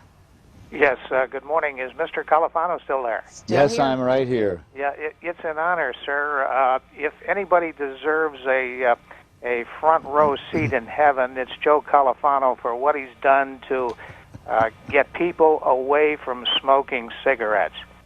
Thank you. You have a question for us on LBJ? Yes, I do. I have a two-part question for Mr. Califano, if I could. And the first part is, do you believe that Lyndon Johnson was aware that our entrance into Vietnam was really to stifle democracy? And I base that statement on the fact that right after the French were defeated at Dien Bien Phu, an agreement was reached whereby there would be a free election throughout North and South Vietnam. We found out that Ho Chi Minh would have been elected by a landslide, and therefore we stopped the election and, in effect, stifled democracy. First part of the question. And ask your second, please. The second, Mr. Califano, what is there about that atmosphere and the people surrounding a president that would take a man like Lyndon Johnson, based on your talk this morning and the knowledge that I have? He had a heart as big as that White House. He was for the little man. He probably would abhor any kind of war, yet he turned out to get us involved in that slaughter in Vietnam. What would change a man once he sits in that chair in the Oval Office? Is it the people around him, the atmosphere? What, Mr. Califano?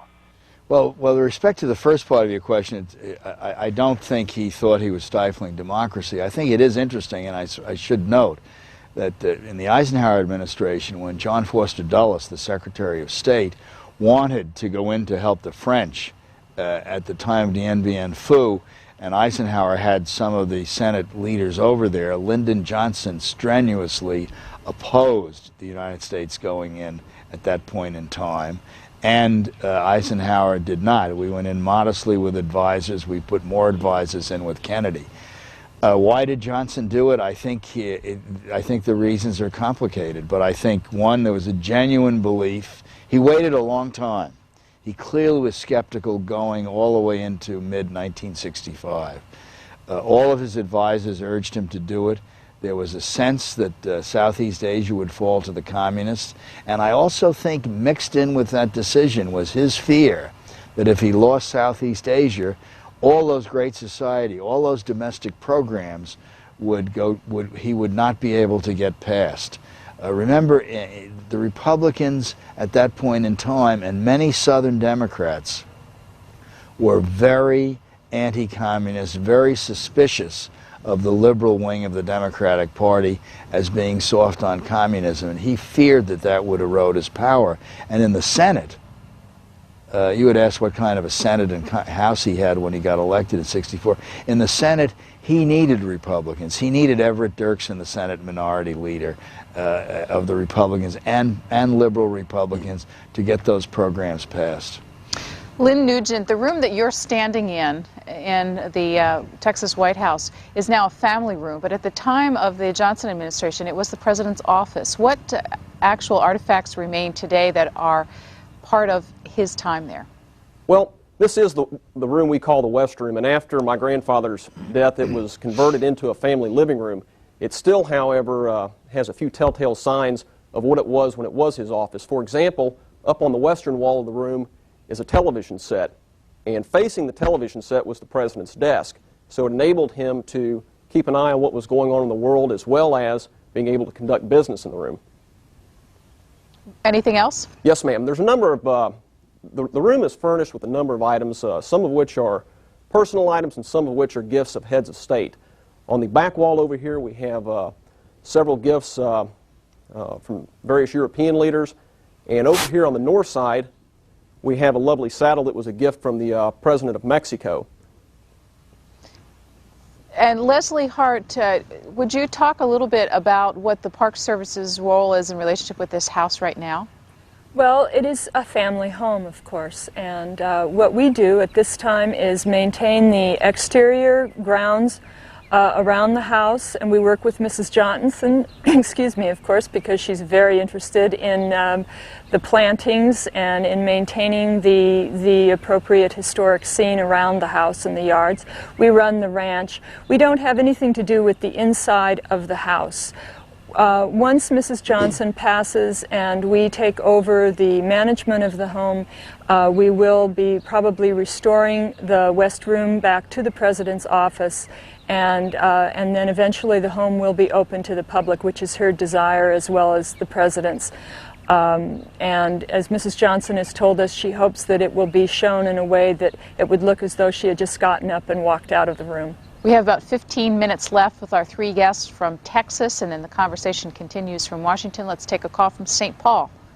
Good morning. This is Daryl Hansen calling from St. Paul, and I guess I'd like to ask the author about President Johnson's relationship with Hubert Humphrey.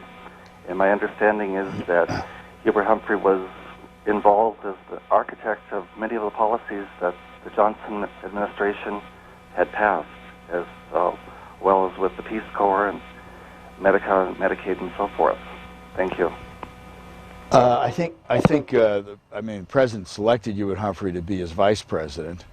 Hubert Humphrey was the floor leader for the 1964 Civil Rights Act, and Johnson had an enormous amount of respect for Humphrey. But there were moments when it was a very difficult relationship. I think the one I remember most was when Hubert Humphrey was first vice president. He was in charge of all the various civil rights committees of the government, and Johnson was worried about how tough Hubert Humphrey would be. And he used to tell him, I'll never forget a wonderful story. He told me one day at lunch, he said, you know, Walter Reuther, who had come to the White House to tell Johnson on one occasion that if we didn't do something about the cities, they would be burned down. Johnson said, you know, Walter Reuther comes in here, and he has his hand in his pocket. Reuther had his arm shot in a labor dispute years ago, and he had a limp right hand. He said he has his hand in his pocket, and he comes in here and tells Hubert Humphrey that if he doesn't rebuild the cities, they're going to burn them down. And Hubert rocks in the rocker and keeps smiling and thinking all the time, how can I get that hand out of his pocket so that I can shake hands with him? And Lyndon Johnson said, when Walter Reuther comes in here and tells me that, I keep sitting and rocking back and forth in the rocker, and I think, how can I get that hand out of his pocket so I can, cut his balls off? And he said that was the difference. I think he was worried about that, and indeed, when we got down to the election in 1968, I think Lyndon Johnson's preference would have been to get Nelson Rockefeller to be the Republican nominee. He was he and Nelson Rockefeller were a mutual admiration society. I think he thought Rockefeller might have been more effective in continuing and pushing the Great Society programs than Hubert Humphrey would have been. The former First Lady sat down with us for quite a long interview here at the ranch, and as part of our 12 hours of programming about the life of Lyndon Johnson, you will see that interview in its entirety. Let's take another telephone call, Salt Lake City, Utah. Yes, good morning. When President Johnson left office, he left a sealed envelope behind that was not supposed to be opened, I think it was 30 years or something like that. Do you know anything about that? Leslie Hart? No, I don't know anything about that. No, I don't. I think you probably, many people have done oral histories for the LBJ Library, and often when they do an oral history on tape, they say, I don't want it released until 30 years after I die or 25 years after I give it, so that they won't hurt people that are living or invade their privacy. The LBJ Library is located in Austin, Texas, the other home for the Johnsons. And a special thanks to the director there, Harry Middleton, and Assistant Director Pat Borders, and audiovisual archivist Philip Scott for their assistance in putting together this morning's program. Saw a lot of audio and video clips during this, and this came with their help. So we can give you a real sense of what Lyndon Johnson looked and sounded like. Let's return to the inside of the house. Lyndon Nugent is inside. And before you show us around in there, what's it like having a very famous name and being the grandson of a president that many people remember? Well, it's indeed an interesting viewpoint, or an interesting vantage point, perhaps. But my life and that of my sisters and my cousins we've all been very fortunate. We've been able to lead and pursue quite ordinary lives without, we've been able to share in some great adventures, and we've been able to see and experience a lot of things, but we've also been able to live a very ordinary life and to pursue our own dreams and goals. How many Johnson grandchildren are there? There are 7 of us. There's me, and I have 3 sisters and 3 cousins. And how often do you come to the ranch? I try to come out here about once a month. Sometimes more, sometimes less, but it works out about that way. And you're a Texan yourself, so it's not such a long distance. No, it's not. Where are you right now? I'm in the living room, and the living room is the central point of this house. It is the place not only where we gather for Thanksgivings, Christmases, and events like that, it is also the central point of the house around which this house was built. As you know, the presidency is a very stressful environment. It is a place that it's a job that follows you no matter where you go. And this ranch in particular, and this room in particular, I think are one of the few places that my grandparents could come. They could return here, they could get away from Washington for a short period of time, and get back to their roots and recharge their batteries, so to speak. There's been a lot of exciting times that have happened in this room, and there's been a lot of interesting things that have gone on. Cite one of them, will you? Well, not only is this a place where we gather for our own traditions, family gatherings, baptisms, and whatnot, but it's also a place that every visiting head of state that ever came to the ranch passed through these doors and sat down in this room. So there's an awful lot of history in this small room, and it's quite a privilege to be able to stand here and reflect back on who's been here and what has happened here. Joe Califano, you have memories of that room? Well, I do, and that leather chair to Lyndon Nugent's right, as the picture faces him. I can remember Lyndon Johnson often sitting in that chair. There and where we're sitting right here, Susan, the budget that was put together in the legislative program was really done in December and early January. And it was done on this lawn, and it was done in that room with the president bringing down the cabinet offices, and I would be there with the budget director, Charlie Schultz, and later Charlie Zwick. We would go through their programs, go through their budgets. This is where he made the fundamental legislative decisions that characterized his presidency. Our time is never long enough, but since you bring up the budget, how do you look back on the economic picture during those days? Well, remember, it was at that point in time the longest period of prosperity in the history of the country. We had unemployment that was even lower than it was today, number one. Number two, when people today say it's 30 years since we had a surplus, the last surplus was in 1969, Lyndon Johnson's last budget. It was after he passed a tax surcharge, and I think that as we got towards the end, we had more inflation. But by and large, those were incredibly prosperous years, which was very important historically in terms of the Great Society. Remember, we were able to enact all those programs in health and education, urban mass transit systems that were built, all of that, because the economy was growing so fast. With the tax cut that Johnson pressed it for in 1964, we had more and more money coming into the federal government. Nobody had to pay extra taxes to pay for those programs. Jefferson, Texas, and as we listen to this, Lynn Nugent is going to walk down the hallway of the house and join us next in his grandfather's bedroom. Jefferson, Texas, go ahead, please. Good morning. I just thought I'd comment that the fact that Mr. Johnson's dead now makes everybody think he might have been some kind of a saint. I wonder if we remembered when he had those votes coming off of cemetery lots down in South Texas, and that Mr. fellow from down in Farr, Texas, or named Farr, was in on the skullduggery. And there are a lot of things. I guess we have a habit of when somebody dies, all of a sudden they've achieved sainthood. But maybe that's the best way to remember some folks. Well, thanks. I might encourage you to watch also when we talk with Robert Caro, who's done a lot of research on the early part of Lyndon Johnson's political career and probably has some comments about those early races in Texas. Well, there's a wonderful, funny story about it. She mentioned votes in a cemetery, and there's a wonderful story, I think it's really apocryphal, but Jack Valenti occasionally tells, which is of going through a cemetery, taking down the names of people so they could vote in one of the congressional elections. And there were a couple of gravestones where the names were kind of worn off and covered with moss.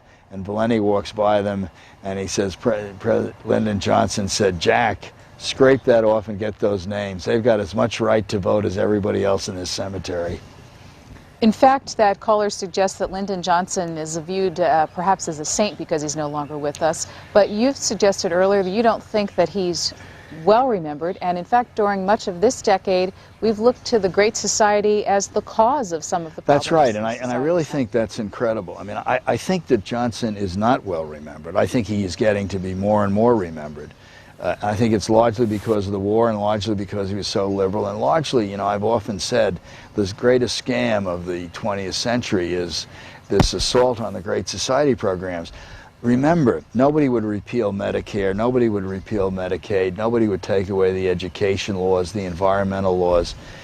The laws that Johnson passed are still what the Democratic Party is living on and trying to build on. They have changed America irrevocably, and I believe changed it for the better. Some other thank yous in addition to Mrs. Johnson herself, her longtime assistant Shirley James, for her help in bringing our program to the LBJ Ranch today. And the staff at the Texas White House, including Sue Bellows, Felix Munoz, and the staff at the LBJ National Historical Park, which is based in Johnson City, about 12 miles away from where we are right now, particularly Leslie Starr Hart, and Sherry Justice and Brian Carey. Next, San Jose, California on LBJ. Thank you very much for taking my call. Joe, you have served two great presidents, and if you would be running today, you would probably raise the national debate on politics, which has gone pretty low. But that aside, I have a great story about President Johnson to tell. When he visited Pakistan, I forget the year, in Karachi, he spotted amongst the crowd old camel cart driver by the name of Bashir, who was waving at him very ceremoniously with flags and things.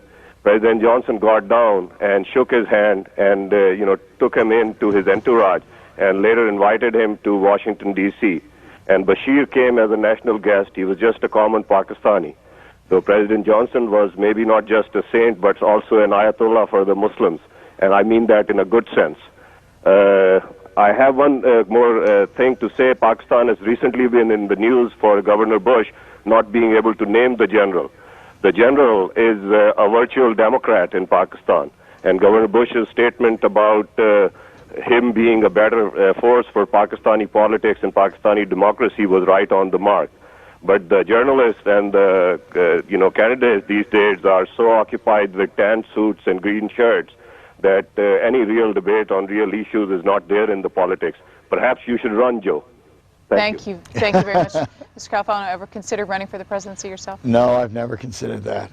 Let me ask Leslie Hart. In 1968, the president makes the decision not to seek re-election because of the great dissent in the country over the Vietnam War. How many years did he live after he left the White House, and what were those years like? He lived exactly 4 years and 2 days after he left the White House. He led a very active retirement. He was not in good health. That was also part of the reason for his not running for office. He just did not have the physical strength, and he knew it. He knew his time was limited. During his retirement years, he and Mrs. Johnson built the LBJ Library. He lived long enough for the opening and the dedication and a number of conferences that were held there. He taught at the LBJ school. He loved to go in and lecture in classes. He worked the ranch. This was a big part of his life. He was a very hands-on rancher, and he wrote his book, Vantage Point. He did things here, which I would like to tell you one little story quickly. Here at the ranch, when the national park, or the site, was first established in December of 1969, it included the reconstructed birthplace house and his boyhood home in Johnson City.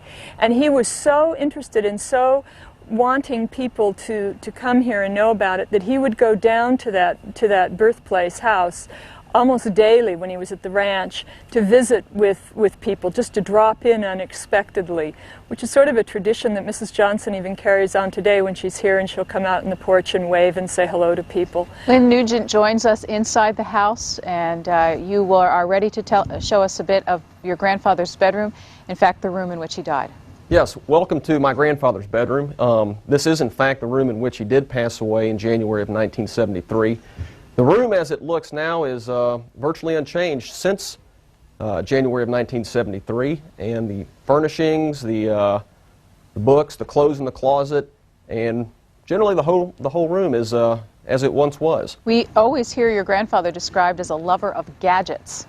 He was a lover of gadgets. He really was a true aficionado of anything electronic or anything that made a noise of some kind. And are some of those things in the room?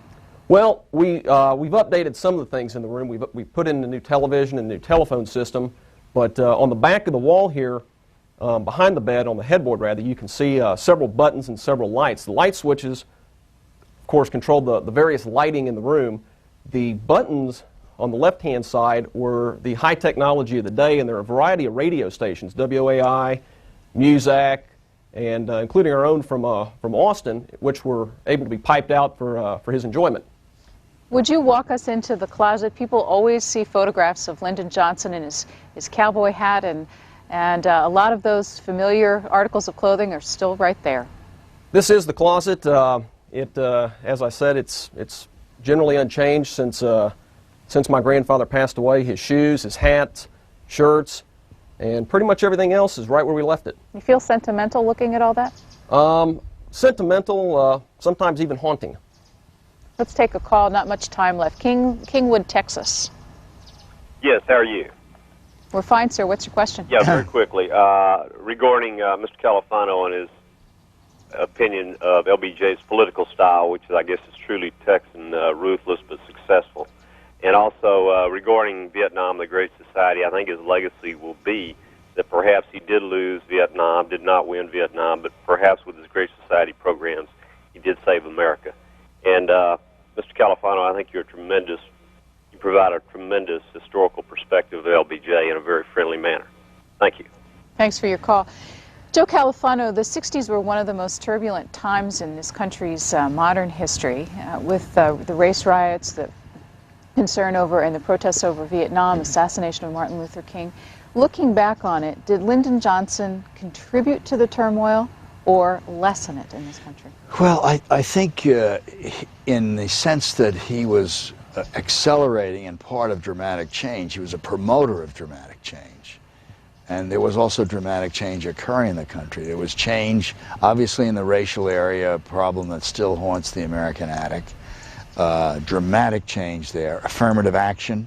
He was the architect of that and the articulator of that you couldn't put a racer that had been locked in chains against a racer that had been training in the same starting line and say it was fair. I think in that sense, the tremendous political change that was occurring. Remember, part of the poverty program, Community Action, he saw these city old machines, political machines, unresponsive to the migration of blacks and the early migration of Hispanics coming into the United States. He changed the immigration law, ending the quota systems in immigration, and changed the way we had that.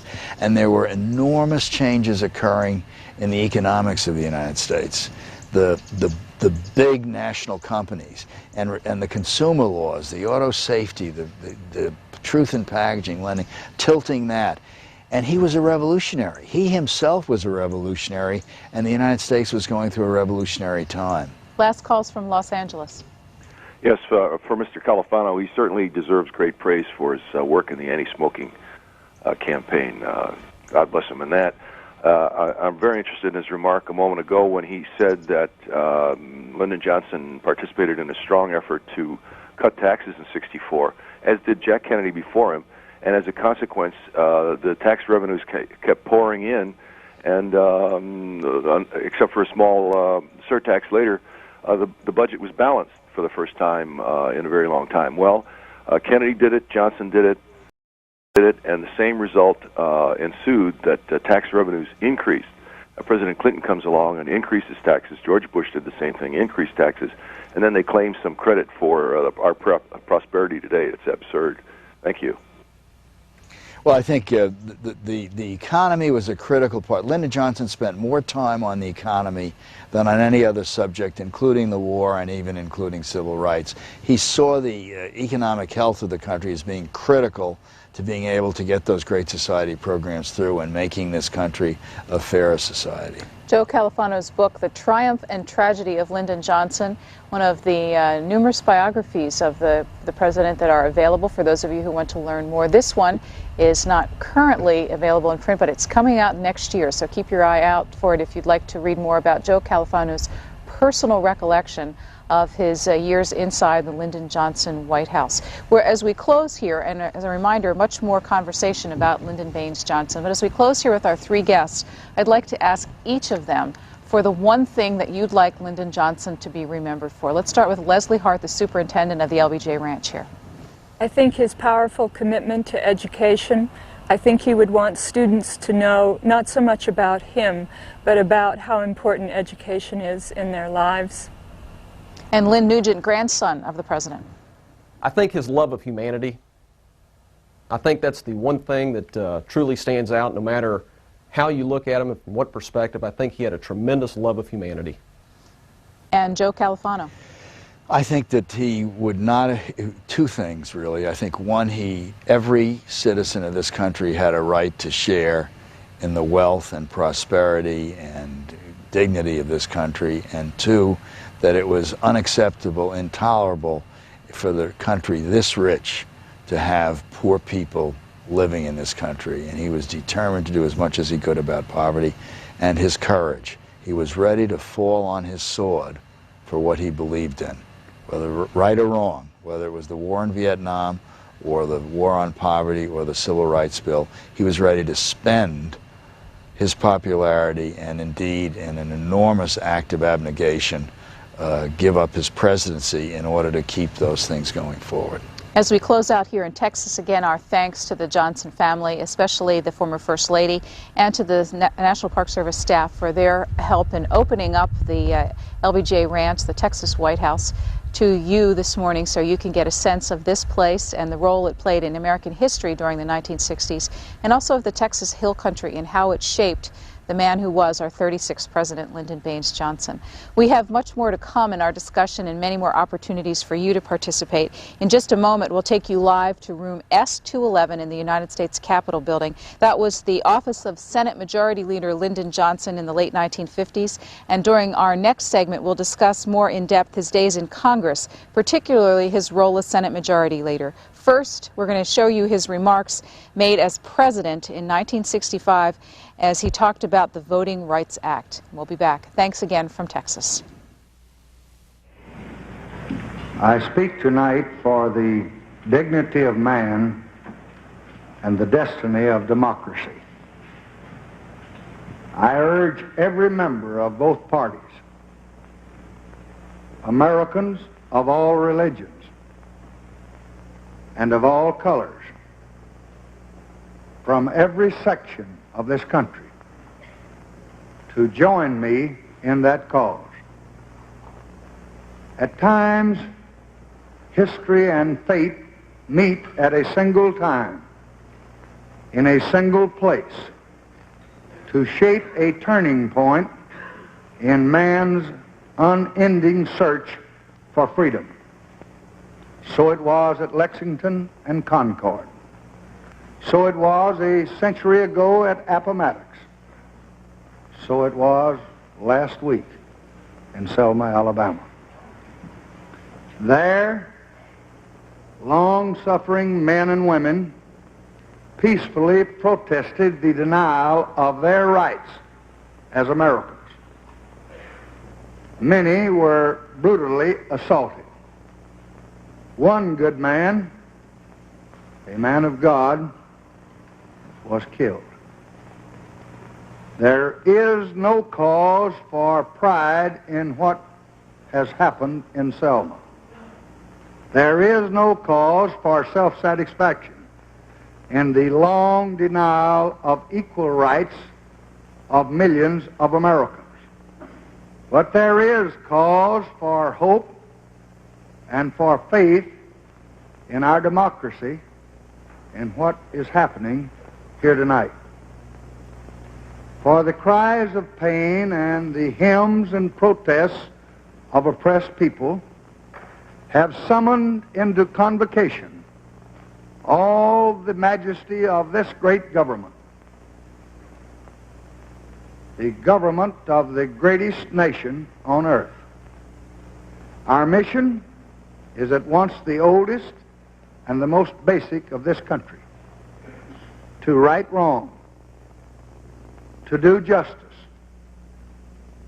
to serve man. In our time, we have come to live with the moments of great crisis. Our lives have been marked with debate about great issues: issues of war and peace, issues of prosperity and depression. But rarely in any time does an issue lay bare the secret heart of America itself.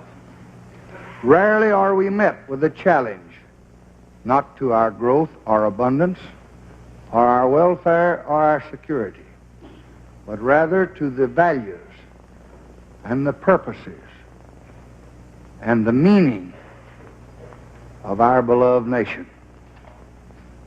The issue of equal rights for American Negroes is such an issue.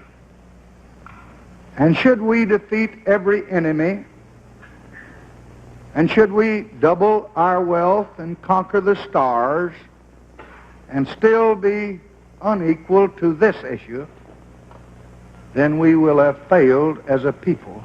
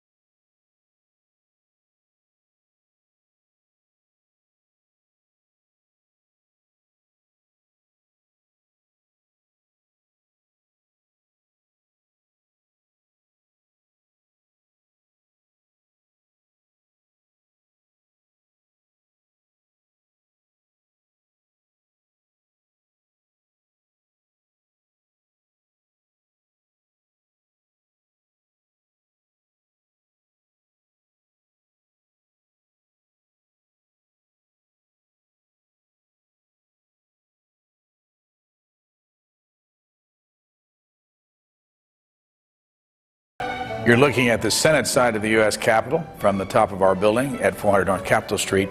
And it's time to talk about the congressional years, the Senate years of Lyndon Johnson. That portrait by Norman Rockwell is in the Lyndon B. Johnson room, S211, right outside the Senate chamber. And in this room is a man who has thought about, written about Lyndon Johnson for 23 years. Robert Caro, what was it like for Lyndon Johnson when he had this room as his office? Well, this room, you know, was so ornately decorated then that they called it the Taj Mahal. And coming in here this morning, I could only think of this grand chandelier, the frescoes on the ceiling by Brumidi with the cherubs and all the wonderful colors, the gilt, everything out of wonderful 19th century. But in this room really was exercised some of the rawest use of power. When Lyndon Johnson was majority leader, he ran the Senate as no one else in the Senate in this century has run it. And during the last 2 years he was majority leader, he appropriated this office. What years was he in the Senate? He came to the Senate in January 1949, following his election to the Senate, and he stayed in the Senate until he left to become vice president. How many years did he have this office right here? Just 2 years, the last 2 years. He actually took it away from a committee, the District of Columbia Committee, because he decided its grandeur suited him, and this was his favorite office. You've now done 2 books that we have been able to read. One of them published in 1982 and the other one published in 1990. One called The Years of Lyndon Johnson, Path to Power. What was that about? Well, that was about his early years. It's about his boyhood and his youth in the hill country, growing up, going to college, creating his first political machine, the political machine which catapulted his early career, coming to Washington, serving in the House of Representatives for 12 years.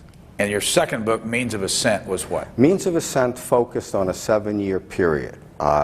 7 years between 1941 and 1948, where he's constantly trying to get into the Senate, but it seems impossible for him to do so.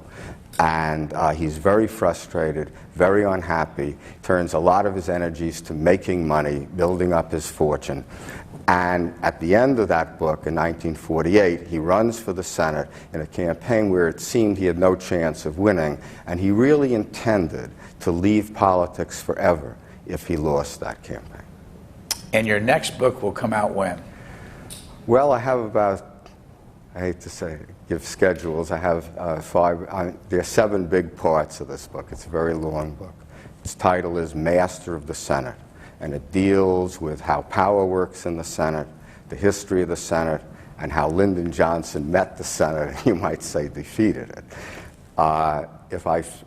So there are 7 parts in it. I've done 6. And I'm starting on the 7th now, so if we say I finish it in another 5 or 6 months, then it takes the publisher another 7 or 8 months to bring it out. That's when it will be done. So we shouldn't look for it next year, 2000? I really hate to give timetables. Well, let's get back to this time period then. What happened in this room? Well, in this room, Johnson, you know, the secret of his success in the Senate was that the Senate was a small body, and he could deal with people one-on-one. And Lyndon Johnson's great ability was in dealing with people one-on-one. He was a great reader of men. He could look into them and see what they really wanted. He used to tell his aides, you know, watch their eyes. When you're talking to them, watch their eyes, watch their hands, listen to what they're saying and what they're not saying. And he used to say, the most important thing a man has to tell you is often what he's not telling you. So listen to what he's not saying. Now, in this room, he would call senators in for conferences. One that I could tell you about dealt with Edmund Muskie when he had been governor of Maine, and he was elected to the Senate at the end of 1958. And when the Senate comes back in January '59, Lyndon Johnson has him in for what Senator Muskie called a fatherly chat.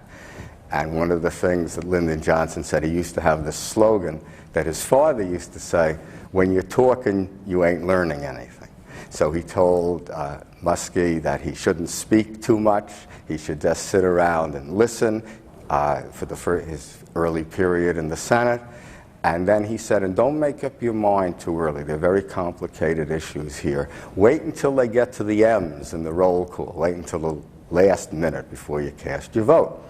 But the reason Johnson had him in there was because there was about to be a very important vote that he wanted Muskie's vote on. And it was an attempt by the Senate liberals to change the filibuster rule. And Johnson laid out his argument why that rule should not be changed. And then he looked at Muskie. Muskie didn't say anything. And he said, Lyndon Johnson said, "You're not saying very much." And Muskie said, "Well, they haven't gotten to the M's in the roll call yet." And Muskie said to me, "I thought I was making a joke." But Lyndon Johnson didn't think it was a joke. And in fact, in the vote, Muskie voted with the liberals. And that night, there was a party at Walter Lippmann's home. And Muskie told me he was standing in the sort of the entryway to Walter Lippmann's house with, I guess, Marcus Charles and Bill White, if I remember. And suddenly Lyndon Johnson comes in, and there's no one, there's this like some feet of space. Johnson walks over to him and said, "Ed, if I had known you were going to vote with those goddamn liberals, I wouldn't have spent 5 minutes meeting you." And there began what Muskie called the deep freeze. He said for the next 6 or 7 months, Lyndon Johnson wouldn't even talk to me. The first thing that happened to Muskie, he had put in a number of requests for committee assignments. I don't remember what he wanted, but he didn't get it.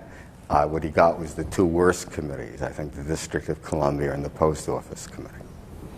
We are in room S211, and in a moment we're going to show you, Bill Heffley's got a camera over here, he's going to put it on his shoulder and kind of give you a context of where we are. Where I'm sitting, if that window was open, you'd see the Supreme Court of the United States. You walk out that door over there, and you can walk right into the Senate. When he was Senate Majority Leader, first, how did he get elected? And was there a contest for that job? For the Senate Majority Leader? Well, you know, his early career in the Senate is quite remarkable because that was an era when seniority governed everything. You weren't even supposed to speak very much in your first term in the Senate. Lyndon Johnson came to the Senate in 1949. In 4 years, he was Democratic leader. They were then the minority. He was the minority leader. And in 4 more years, he passed the first civil rights legislation, which perhaps we'll get to later. His career here was his rise in the Senate was almost incredibly rapid. By the way, we've got a camera now. We can show where we are in this room. That's the Supreme Court. You can see it. You can walk right across the east front of the Capitol where they used to have the inaugurations. And Bill Heffley's pulling back to give you some context here of where we are. And he's looking in this room, which is pretty dark right now, but you can see right down where we're over here in the middle of the room. And then if he goes back to the left, you'll see the door, which you would walk out to go into the hallway and then turn right and go right into the Senate chamber. What's I don't know that I like this question, but I'll ask it anyway. What were the best things about Lyndon Johnson back then and the worst things about him? In the Senate? Yes. Well, certainly the best things about Lyndon Johnson is actually the section of the book I just finished, which was passing the first Civil Rights Act since the Civil War, since Reconstruction in 1957. It actually seems impossible that he would get this passed because at that time there were 15 great standing committees of the Senate, and the Southerners were chairman of 8 of them. They were the ranking members of the every other committee. They had all the power in the Senate. And the South was determined that no civil rights bill was going to pass. And to watch Lyndon Johnson set out to get this bill through is really remarkable. I mean, I don't say I wrote it very well, fascinating, but it's fascinating to just, you can trace it almost day by day, hour by hour, almost minute by minute, by talking to Johnson's assistants, by seeing the memos that were going back and forth. And it was an act of legislative genius that you really believe if there hadn't been a Lyndon Johnson, that act certainly wouldn't have passed. And it's actually my feeling that if there hadn't been a Lyndon Johnson, we might really well not even have the Civil Rights Acts of 1964 and 65 even today. That's the measure of the one side of him, the greatness of him. We're going to go to the phones in a few minutes. Bob Caro graduated from Princeton, and what you see on your screen there is the door to the Senate, by the way, and the Senate's not in session today, so we can look at this hallway. There are elevators on either side, and if Bill Heffley turns to his left, or, oh, that's okay, go to the right, you'll see the door where we are, and you can come through it. But go all the way around to your right, and you can see where the door is down the steps, where if people were coming into this building, they could walk up the steps and into the Senate. And senators actually walk out this building and down those steps and off to the left where the Russell Senate Office building is and the Dirksen building and the Hart building, but that's the Supreme Court right in front there. We're going to go to the telephone here in just a moment to get your calls. This is a time period. We're going to talk about the congressional years of Lyndon Johnson, switching from the presidential years. However, our cameras are still live down at the LBJ Ranch in Stonewall, Texas, which is about an hour and 15-minute ride from San Antonio, roughly the same time from Austin. Now, have you spent time down there, Bob Caro? Oh, yes. I spent a lot of years of my life, if you total it up, down in that area. I wanted to get to learn the hill country. I'm a New York City boy, you know, so when I started on these books, I realized I didn't understand the people of the hill country. It was so foreign. It was a very lonely, isolated area. When Lyndon Johnson was growing up there, the loneliness, the isolation, the poverty was something that I had difficulty relating to. So I told my wife we were going to have to live down there, and Ina and I went down there, and for parts of 3 years we lived in a house near the hill country, and for other years we'd go down there for part of the time. For Bob Caro, we'll take our first phone call, this one from Springfield, New Jersey. Go ahead, please. You're on the air. Hi, my name is Grace Alfano. I'm from Mr. Lassie's history class at Jonathan Dayton High School. Yeah. Hi, I have a question about Lyndon B. Johnson's childhood. His what childhood? Yes. Yeah. About his family life when he was younger and his education. Okay. What was did he have any siblings, and what was his relationship to them? Sure. He was one of 5 children. You see him there. He's the tall one. His brother Sam Houston Johnson is to the right, and his 3 sisters, Rebecca, Josepha, my goodness, I just got the 3rd one, went out of my mind, are to his left. They lived, they were the son, his father was a legislator in the Texas state legislature, really brilliant, populist, idealist legislator, and who for a while was very successful in the hill country. Then he lost all his money in the hill country. If you made a mistake, the hill country was very unforgiving, and he made a mistake of where he bought his ranch. There was a drought, and the family was plunged into insecurity. Bob Caro, we go to Austin, Texas, close by the ranch. Go ahead, please. You're on the air. Good morning, Brian. How are you? Fine, sir. Welcome. I wanted to let you know, first of all, Brian, I'm sitting here watching y'all, and I've got my presidential T-shirt on that your gracious people in the C-SPAN Plus gave me the other day here in Austin. Good news. Glad to hear it. For Mr. Caro. Yes, sir.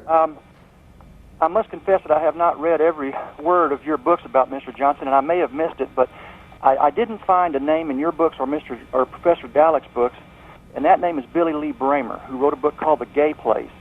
Do you know anything about that? Well, sure. It's a wonderful novel. The main character is supposedly, Mr. Bramer worked for Lyndon Johnson for a time, and the main character in it is supposedly modeled on Lyndon Johnson. I find some of it is modeled and some of it isn't. It's a wonderful book. And he appears in my next volume because he went to work for him in 1955. When he was in the Senate, who was he closest to? Who of his staff? No, his other senators.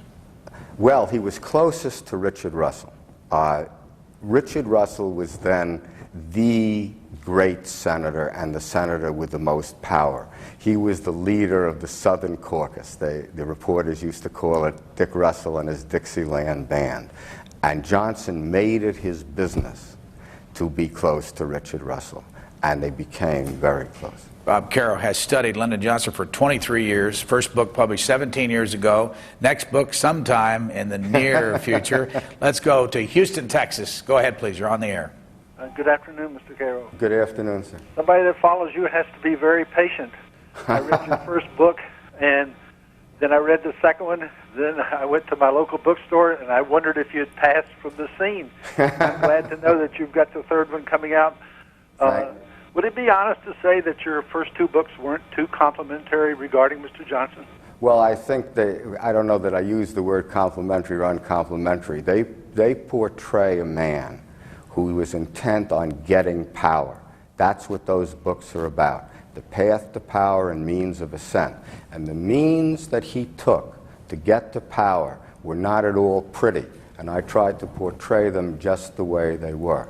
Now, in the third volume, in the beginning of this volume, he's still trying to get to power. He's still trying to get power in the Senate, which is really harder than anything he's had to do. But he gets it.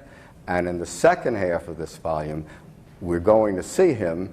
If you were reading my manuscript, you would see him.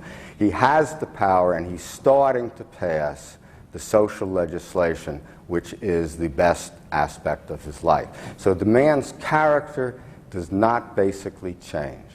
I don't think that the Johnson loyalists are going to like the character I portray any more than they liked it before, although it's absolutely accurate.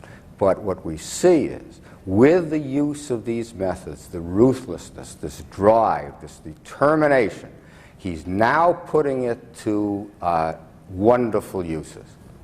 Next call again, Houston, Texas. Go ahead, please. You're on with Bob Caro. Yes, sir. Hello, Mr. Caro. Once again, the last caller, his remarks notwithstanding, let me just say I have never read anything as fascinating as the first two volumes of your treatment of Lyndon Johnson. And thanks. Please, sir, get on with it with the third one. But my question is, I'm from Houston, and the big firm Brown and Root, a contracting firm here, was also mentioned prominently in one of your other books. In his early years, I wondered if you could tell us anything at all about the influence of Brown and Root and their campaign contributions and other types of influence that they wielded in the Johnson years as it relates to his performance as a majority leader. Well, Brown and Root was a crucial factor in Lyndon Johnson's rise. They were two brothers, Herman Brown and George Brown, and they created, out of nothing, this great construction empire in the Southwest. You know, we know all about the Carnegies and the Rockefellers of the robber barons of the Northeast. We knew very little about those people in the Southwest, but the Browns were close to them, and Herman Brown and Lyndon Johnson became close and were really the major financiers of his early rise to power. Next call, we go to Orange, California. You're on the air. Mr. Caro, I was particularly intrigued by your discussion of Coach Stevenson. Yes, sir. In the second book, and I hope that in this book you will talk about LBJ's relations with Alan Shivers, who I consider one of the greatest orators that ever spoke in this country. Well, and his relations with Price Daniel and Ralph Yarborough. Well, you know, Senator Yarborough was so helpful to me. He was the other senator from Texas for the last 4 years that Johnson was in the Senate. He was a great liberal from Texas. He was an old-fashioned Texas politician, and I still remember he is a figure in the book, and you'll see a old-fashioned Texas liberal. Go back to this room. Yes. What would he use this room for? I mean, were there major decisions reached in this room? This was his, during the last 2 years that he was Senate Majority Leader. This was, you know, you have to say, Lyndon Johnson had so much space in this Capitol that they used to call this wing Johnson Ranch East. On the floor above us, he had the entire western end of the building, 6 floors for his various offices. Then down here he had this room and an office over there where his secretaries sat. He had 3 other rooms in the Senate office buildings. He had various hideaways in the basement. But this was his favorite office. When he took it over, he had it redone in what he considered royal green and gold, that he considered the kind of colors that he wanted. And he loved the atmosphere of elegance and opulence here. But once again, when you talk to the people who were in here with him, what you realize is that what was going on in this room was the exercise of power. This was where he would talk to people about their committee assignments, about their bills that were terribly important to them, that they had to get passed or the constituents wouldn't forgive them, and that they wouldn't be able to get passed unless Lyndon Johnson would get it out of committee, would put it on the calendar, and then would get it off the calendar for a vote. In here, there were very tense moments. I want to show you a picture again from outside this building so you can see where we are, and we have a camera that's mounted on the 6th floor of our office over at 400 North Capitol showing back toward the Capitol, and that is on your screen right there. We're located right there on the left-hand side on the 2nd floor inside an office that if you were in here and you looked out the window, you would see the Supreme Court of the United States right across the street, and Bob Caro is our guest. He will be here for the next hour. We also have cameras still live down at the LBJ Ranch, which is located in Stonewall, Texas, and his birthplace is about 12 miles from there. Also, if you went the other way on the highway, you would get to Fredericksburg, Texas, which is a German community located in the hill country of Texas. There's the Pedernales River, and our next call comes from Grand Saline or Saline, Texas. We pronounce it Saline. Good morning. What would you like to talk about? I'd like to talk to Mr. Caro, please. He's right here. Go right on. You're on the air. I was raised in Junction, Texas. That's the home of Coke Stevenson. Yes, sir. And I was really interested. I've read your book, the 3 chapters on Coke Stevenson. I've read that several times. And I'm a great admirer of Coke Stevenson. However, I think you put him kind of like Christ-like in the book. Well, that's... the way I portrayed Coke Stevenson was the way he should be portrayed. Who was he? Coke Stevenson was the most popular governor that Texas ever had. He won every time he won by these incredible margins. I'm not sure I remember this anymore, but he's the only candidate who wasn't for statewide office who ever carried every one of Texas's 254 counties. He was considered invincible. He was called the cowboy governor because he had been a cowboy, and he raised himself up. He was a very poor boy. When he was a boy, he was a great rider. He rode the range, and he became governor. And he was very conservative. But the way I tried, his relationship to Lyndon Johnson was that Johnson has to run against him in 1948. Johnson cannot bear to stay in the House of Representatives anymore.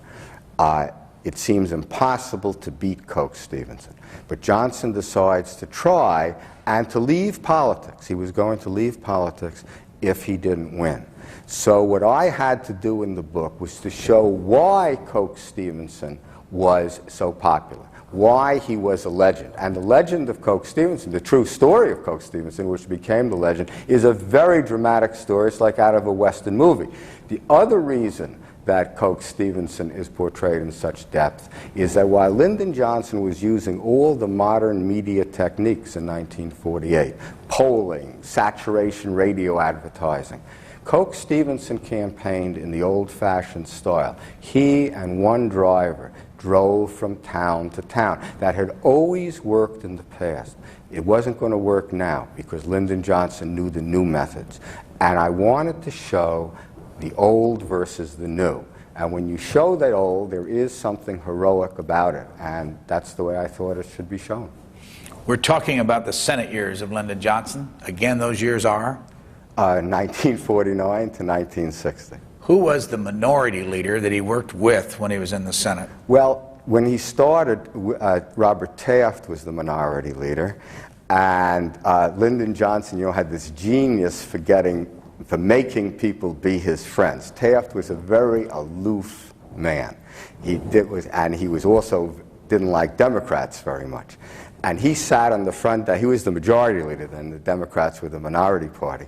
So their desks were the first desks on the opposite side of the aisle, opposite each other, opposite the center aisle. And Taft would be aloof from Johnson, so Johnson hit on the device of saying, I forgot my glasses, I can't read this bill. And he'd hand Taft a piece of paper or a bill, and Taft would have to read it. And gradually they fell into conversation, and they actually developed a respect for each other. After Taft, Johnson had an easy mark. His name was William Nolan. And William Nolan was, William Nolan was a heavy-set, heavy-talking, plotting, and he didn't think as fast as Lyndon Johnson, and Johnson just constantly outmaneuvered him. California Senator. Yes. William Nolan. Had he ever been governor, Nolan? He ran for governor. I think he lost. Bob Carroll wrote The Power Broker about Robert Moses, came out in 1967. Find all these books of his in the bookstores, paperback. Next call, Washington, D.C. Go ahead, please. Yes, hello, Mr. Moses. How are you?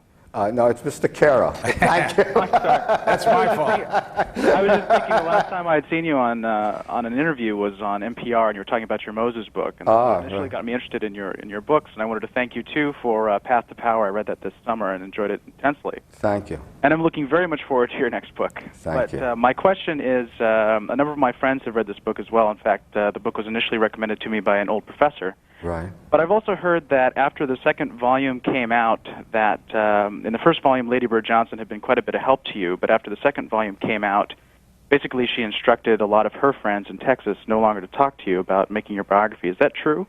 Not exactly, no. Mrs. Johnson was very helpful to me at the beginning of my research, but she stopped being helpful long before I published anything.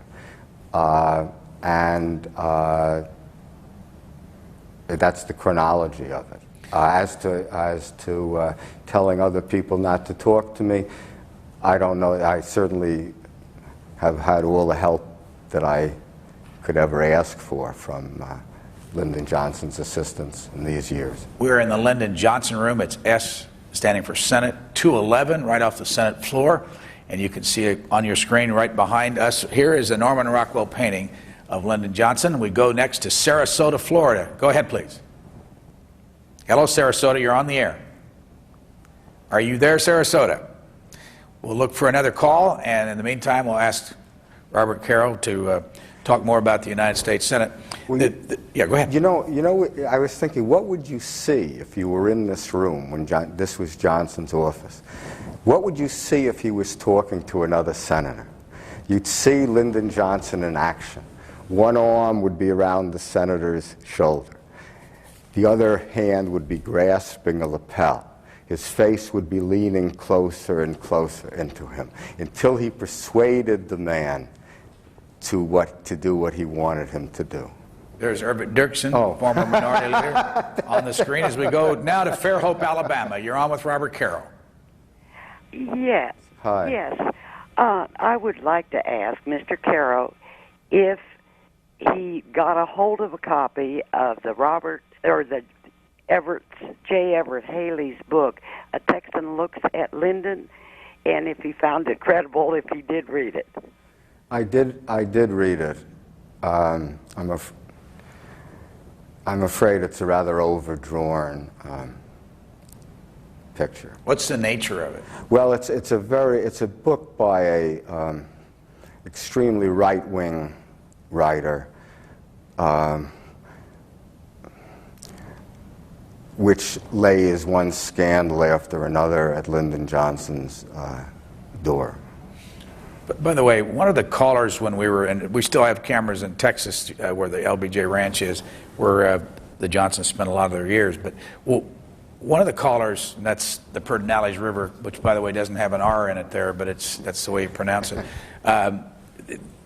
talked about Lyndon Johnson being ruthless but successful. When in the United States Senate, when did you see him being ruthless? Oh, you saw him being ruthless all the time. That is part of Lyndon Johnson's personality. I mean, there was a genius connected with it. Before he became majority leader, actually this started when he was minority leader, committee assignments had been governed by seniority, Now, seniority has both pluses and minuses, but one of the things, a minus for Lyndon Johnson, is that if things go by seniority, the leader doesn't have much discretion. He has to appoint the person who deserves it for seniority. That's not a source of power. So Lyndon Johnson, without anybody really realizing what he was doing, changed the committee system. He persuaded the older Democratic senators that they should give the freshman senators a chance, thereby building up the party. And the rule he put in, it was later called the Johnson rule, was that no senator would have 2 appointments to top committees until every senator had at least 1 appointment to a top committee. And he persuaded them, and he was a genius at persuasion. He persuaded the older senators to do this.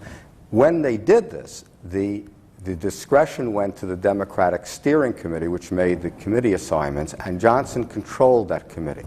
So we see throughout the Senate,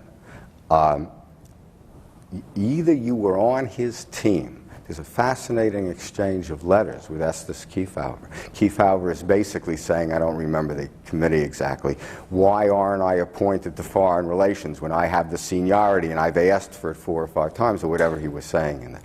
And Johnson is saying, Estes, I've never had the feeling that you were on my team. And they came to know, the Senate Democrats came to know, that you were either on his team or not. If you were on his team, he would do a lot of things for you. If you weren't on his team, this was a man who never forgot, who never forgave. Frank Church, who was a freshman senator, once did something similar to what Muskie did, defying Lyndon Johnson in his first weeks in the Senate. And Johnson froze him out. And Church went to Bobby Baker, who is Johnson's aide, and said, basically, when will this end? And Baker said, the leader's got a long memory. Atlanta, you're next with Robert Caro. Hey, Mr. Caro, how are you? Hi. Doris Kearns Goodwin, as you know, wrote a very famous book on Lyndon Johnson. Yes. That was published shortly after his death in the early Yes. 1970s, Lyndon Yes. Johnson and the American Dream. The most memorable thing I recall that book was what I believe was her conclusion that Lyndon Johnson wanted so much to be loved, and that was his prime motivation in life. First of all, I want to ask you if you agree with that or not, if you think that that was a little bit over the top, or if that was right on with him. The other thing I want to ask you is this. You've done so much research on the man over the years. Yeah. As you have gotten to know him yourself, do you like Lyndon Johnson, or do you dislike him? Well, to answer the second one, can you hear me? Yeah, okay. You're right. To answer the second one first, while it's fresh in my mind, I never think that like or dislike is really an applicable term.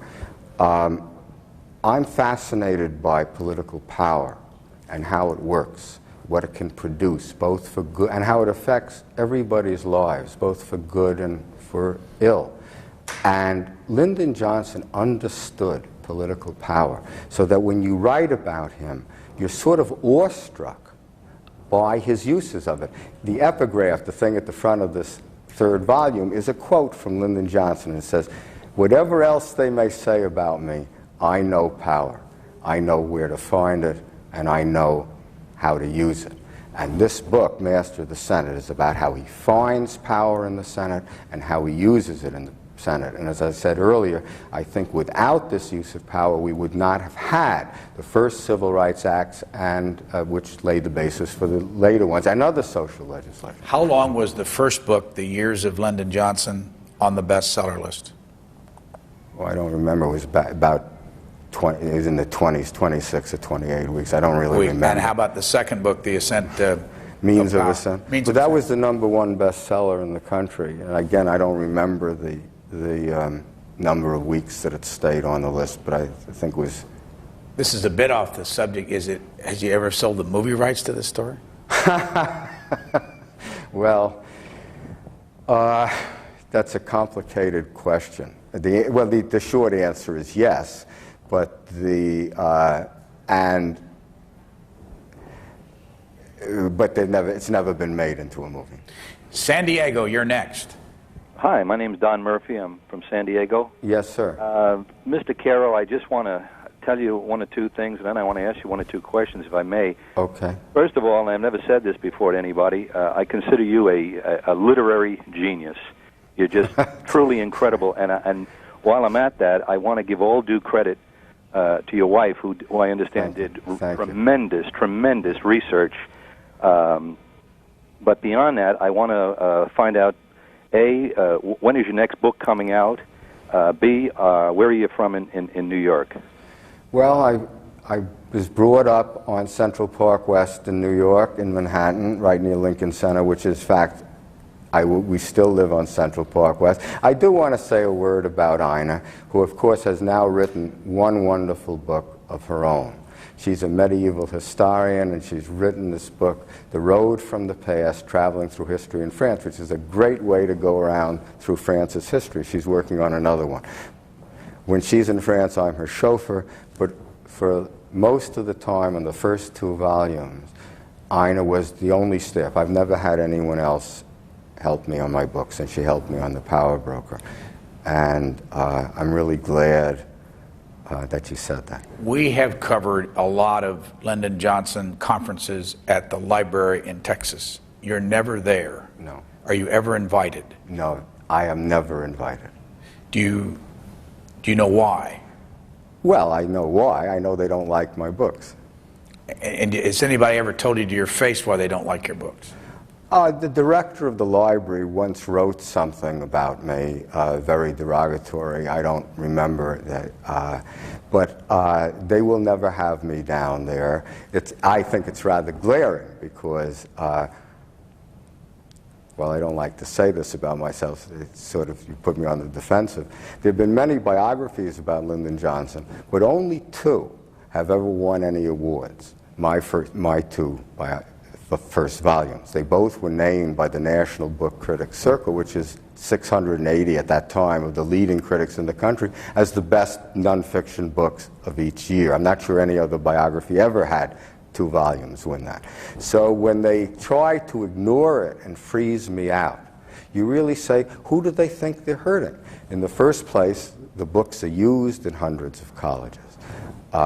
But the answer to your question is no, I have never been invited to anything at the Lyndon Johnson Library. Green River, Wyoming, you're on with Robert Caro. Mr. Caro? Yes, sir. Frank Hatch, Green River.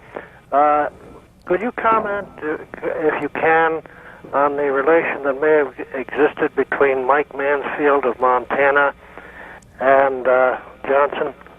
Well, yes, I can. I just, if I can, for those of you, I'm sorry the last thing I said sounded so boastful. I don't usually make remarks like that, but it's you put on the defensive when someone asks why you're not invited to something.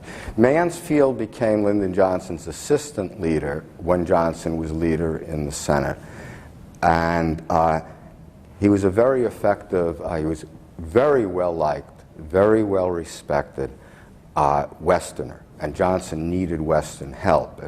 In this book you will see how Johnson relied on Western help more and more when he was majority leader. And of course, when Johnson left the Senate, Mansfield became majority leader, and his style was totally different from Johnson. Johnson's was a dominating, I'm the boss style. Mansfield was much more in the old Senate tradition that we're all equals here. And he was also an effective majority leader. By the way, our producer is telling me that the LBJ Library does sell your book. Or books down there. Yes, for many years they didn't sell my book, and then reporters started coming down and writing about the fact that my book wasn't sold there. So then they started carrying the book. We're going to be here for at least another 35 minutes, and while we're here, I want to again, if you've just joined us, this is the 36th President of the United States, Lyndon B. Johnson we're talking about, but these are his Senate years. Robert Caro, who has studied this man for 23 years, is our guest.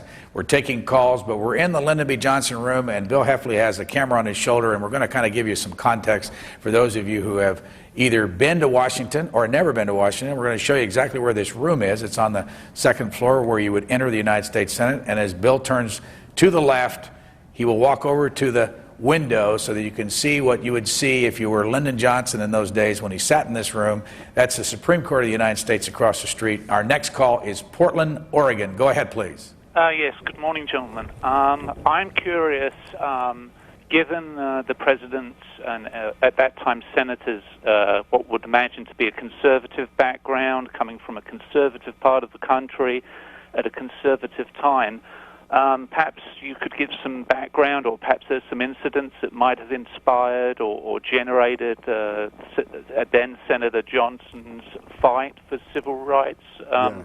Would it have gone against the grain of many of his early supporters? I'm really curious on that facet of his both senatorial and later presidency. It's a terrific question. I'll try to answer.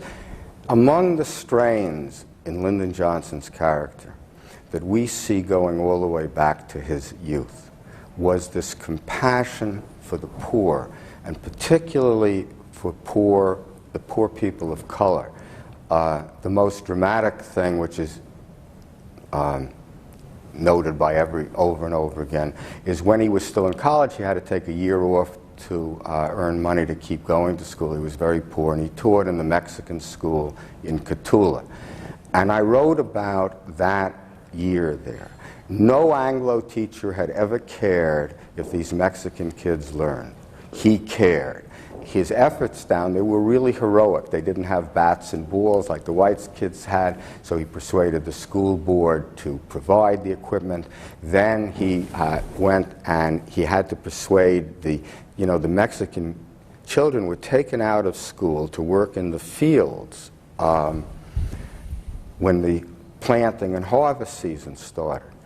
And Johnson used to later talk about how he would lay in his room, I think he said at 4 a.m., and hear the trucks starting up and know that they were taking those kids away.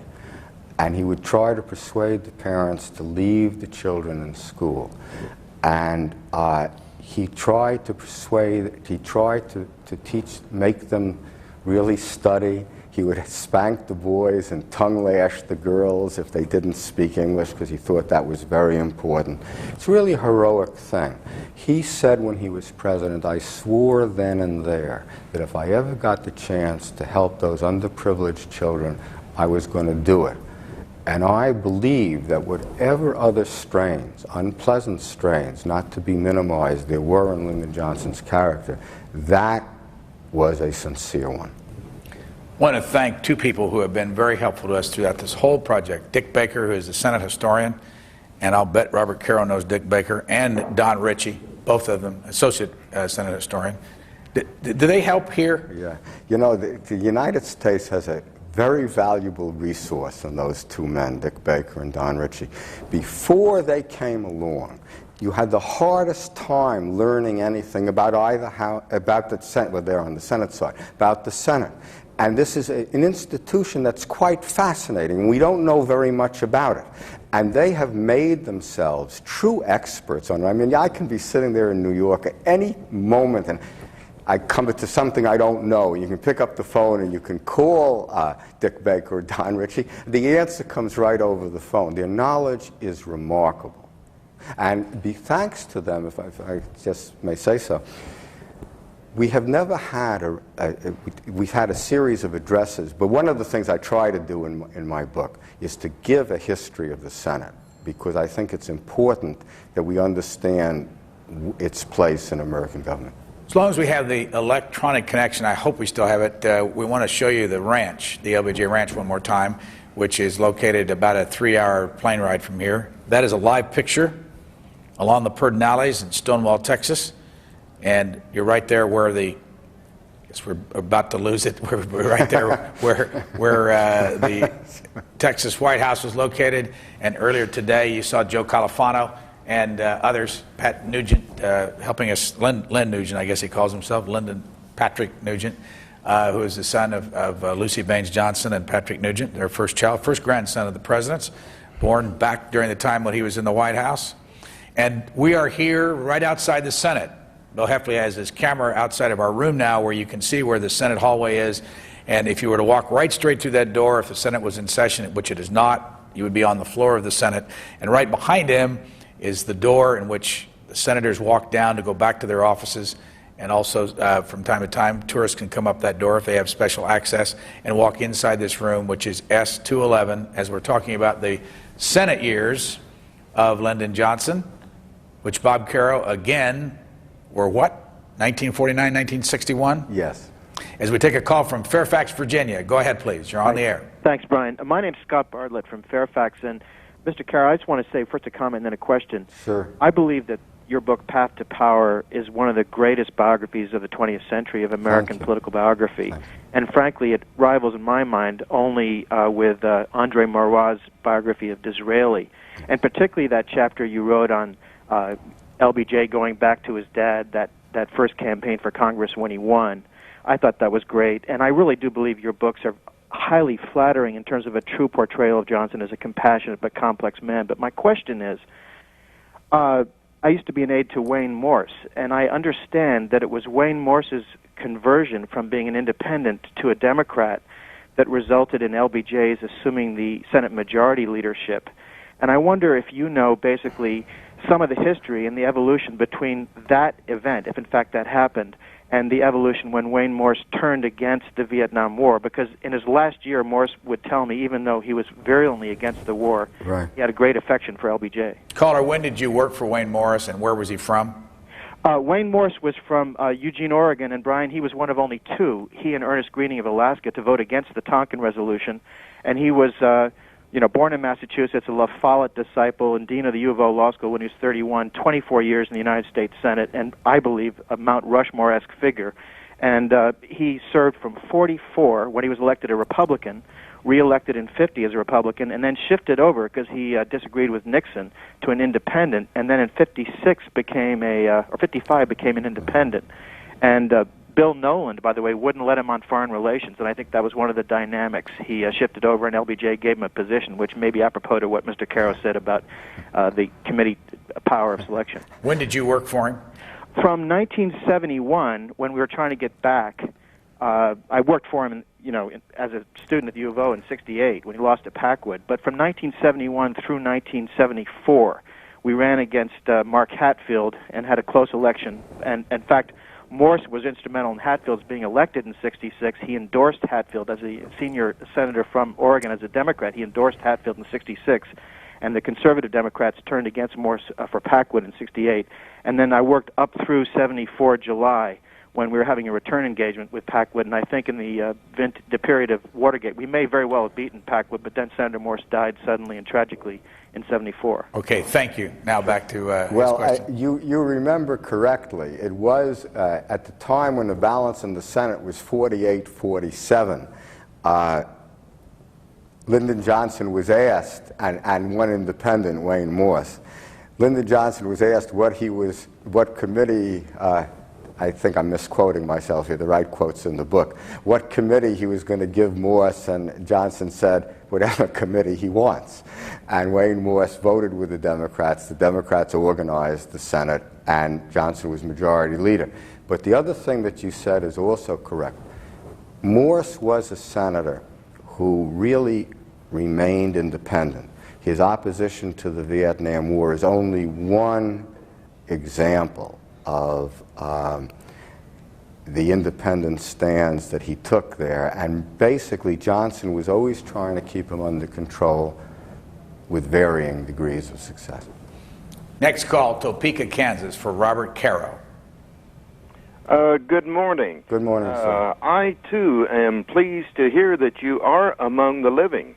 I have been anxiously awaiting your third book. You were the one, I believe, many years ago that got me interested in Lyndon Johnson as such a fascinating man, and the man that would think nothing of spending 16, 18 hours a day working, beginning in Texas with the FYA, the young people, getting them educated, which I think was another one of his finest accomplishments.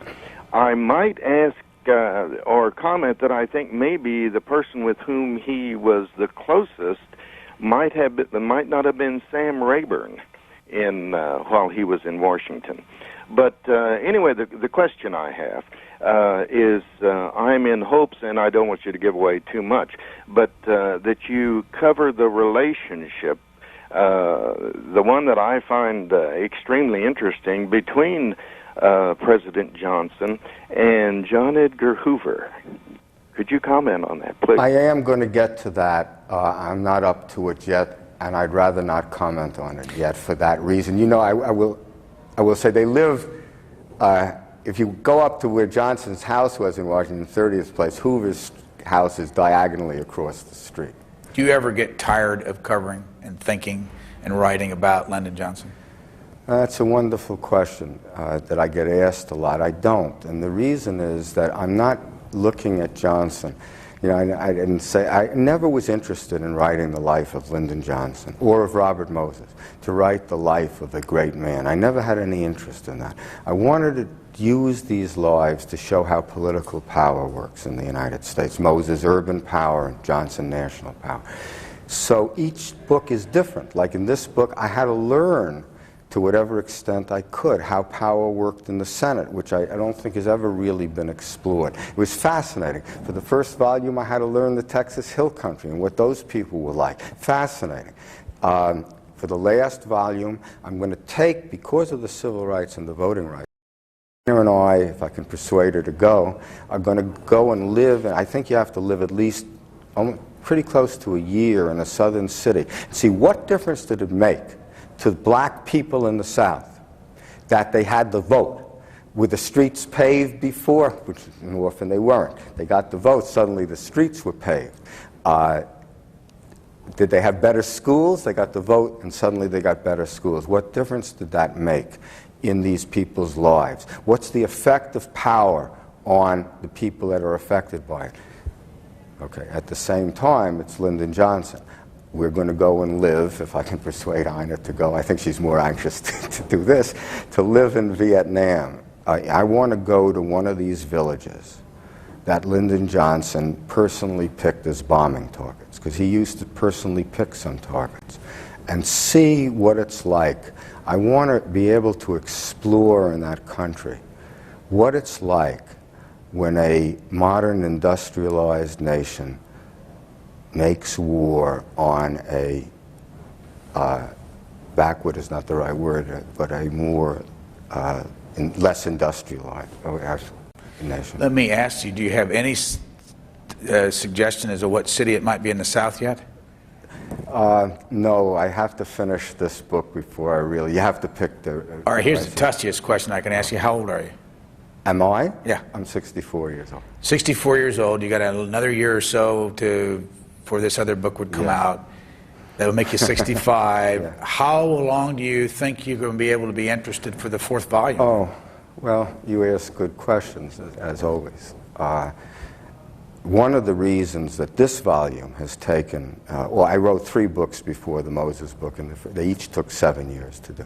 This one is taking longer, perhaps 2 years longer. The reason is that I've had to do a lot of the research for the 4th volume, the presidency, now. The reason is people die. You know, I mean, George Reedy, who was of such help to me, Johnson's press secretary for many years, just died. I had to carry his interviews, which were many interviews, through the presidency.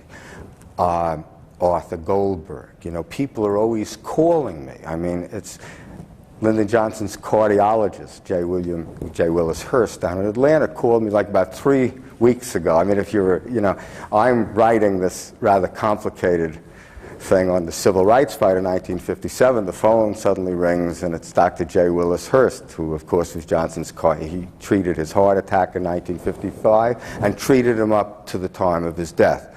And he said, you know, I'd like you to come down to talk to me. So I first, you can't just go. First, you have to get Johnson's medical records, you have to study him, then you go down to Atlanta.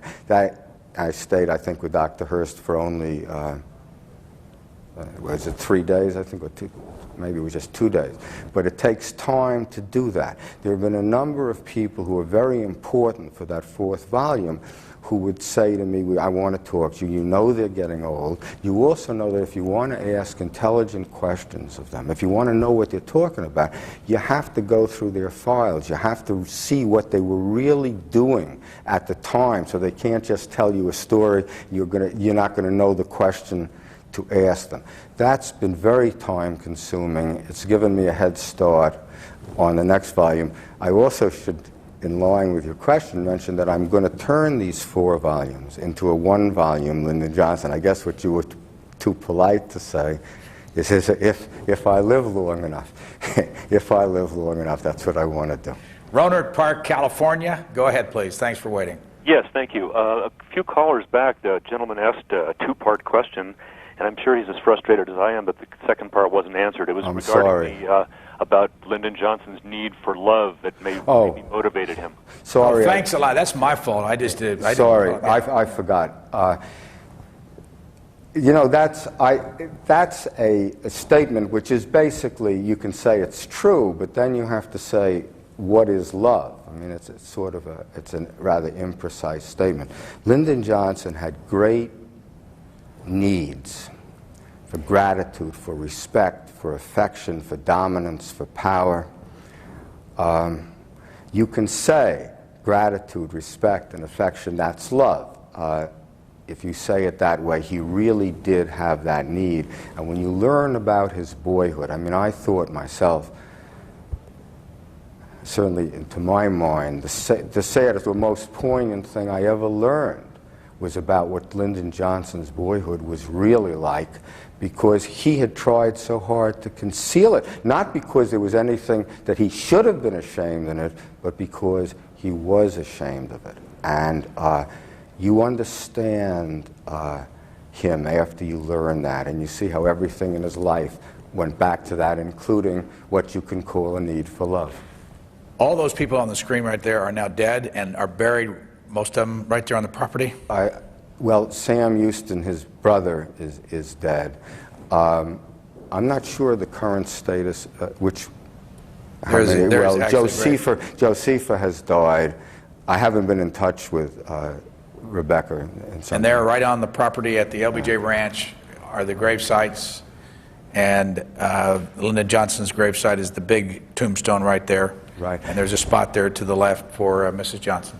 And you know, when he was in the Senate and he has this bad heart attack in 1955, he goes back to the ranch to recuperate, and at night he used to walk down to this grave site. And often, if someone was with him, he'd stand there, look down at these graves, and draw a circle in the earth with his foot and an X and say, that's where I'm going to be buried. Santa Clara, California, for Robert Caro. Yes. Thank you very much for taking my call. I think the secret behind President Johnson's success in the Senate and as a politician till... I'm sorry, I didn't hear, I didn't understand what you just... Could you repeat that? I think the secret behind President Johnson's leadership was the fact that he connected with people on a personal level, whether it was a Democrat or it was a Republican. He could be hard with them on the issues, but had a personal angle to connect with. You know, like his story when he was in a city in the Middle East somewhere where he picked up a camel cart driver from the crowd. Now, the camel cart driver was not an influential person by any means. He had no soft money to peddle like some candidates today who can only go for the soft money crowds. He went right directly to the people. And even in a city like Karachi, which is not considered the most peaceful city by any standard, he could walk down and meet a person in the crowd. You can't imagine Governor Bush doing that at a fundraiser, or President Lyndon in Washington. You know, that's right. You're absolutely right. He could connect with people in this marvelous, magical, instantaneous, how did he do it way. And we see it actually when he was running for Congress the first time. He didn't seem to have a chance, and he would electrify these audiences by saying, oh, heck, we remember He'd look at one guy, we were at the races together 10 years ago. He'd identify with everybody, and he'd say, I helped your kid with the NYA stay in school. How is Josie? You know, he had a genius, a true genius for dealing with people. Rather than let that last comment go, I just want to ask you, because we've been watching candidates in the last year, and almost all the candidates have had their pictures taken with just ordinary folks. There was a picture on the front page of the New York Times with George W. Bush actually kissing a little black girl. And I'm wondering whether or not this man is right about Lyndon B. Johnson having this personal touch more so than all these politicians today. Well, I think I'm not. I have to say I can't. I don't know that much about the politicians today to compare him. You're seeing it there on the screen. I mean, when you would talk to people in these little towns, you know, when I wrote about this 1948 campaign and about his first campaign for Congress, you see him relating to farmers, old farmers like that. You see this helicopter, he went around Texas in it. He would land, he'd get out, and he'd talk to the people. And I wrote, and he'd kiss all the women. One of the things, you know, all these elderly farm wives, he'd kiss them, he'd hug their husbands, he would relate to them, and he would talk to them. He says, you know, I know how hard your lives are, but I'm for Roosevelt. Roosevelt is helping you. He found the right words to say to people. Let's go to Houston, Texas next for Bob Caro. Go ahead, please. Yes, great show. I was curious to know what the relationship between Senator John Kennedy and LBJ was while they were both serving in the Senate. I know that Senator Kennedy was there from 53 to 61 there with LBJ, and I'm curious to know, LBJ was such a domineering figure and obviously the leader of the Senate, and Senator Kennedy was obviously, his popularity was rising, and he obviously had a lot going for him, but it almost seems like a role reversal when President Kennedy became president. Yes. LBJ was second, and I'm curious to know what it was like while they were in the Senate together. Well, while they were in the Senate together, to confine my answer to that question, Lyndon Johnson was the leader, and Jack Kennedy was just a freshman senator. He sat in the back row, and Johnson did not regard him as a force in the Senate at all. Springfield, New Jersey, you're next. Hi, my name is Vanjie Gilas. Yes, ma'am. From Springfield, New Jersey. Yes. In today's society, when people run for office, they do a lot of campaigning. And I was just wondering how LBJ went about to get the young American vote. The young American vote then was only 21. Yeah. Well, I suppose you're talking about the campaign against Barry Goldwater in '64, because that was his only national campaign. And I think he addressed the needs. I think he spelled out in this brilliant way he had of cutting to the heart of problems the fact that he was a liberal, and that the liberal creed is that the uses of government to improve the lives in general of people. That's the liberal standpoint. And the conservative standpoint is more status quo, to stand pat, obviously. And I think that appealed to young people. Robert Caro worked for 6 years for Newsday, the Long Island newspaper, has written 3 books since 1967, one on Robert Moses called The Power Broker, the one in 82, The Years of Lyndon Johnson, Path to Power, and then there's The Means of Ascent, that was in 1990, which published by Knopf, is this next book published by Knopf. We are in S211 here in the United States Senate building. We're just a few feet away from the United States Senate floor, and we're going to show you a little bit more of this room. Right above us is a chandelier. Was this hanging here when Lyndon Johnson had this office? I was hoping you wouldn't ask that. I'm not sure if it was this chandelier or another one, because Johnson didn't like the chandelier that was in the office. He had it moved out, and another one moved in, and then something else was moved back. So I don't really know. I want to speak to educators for just a second before we go to our next call. People who teach for a living, high school, middle school, even young kids.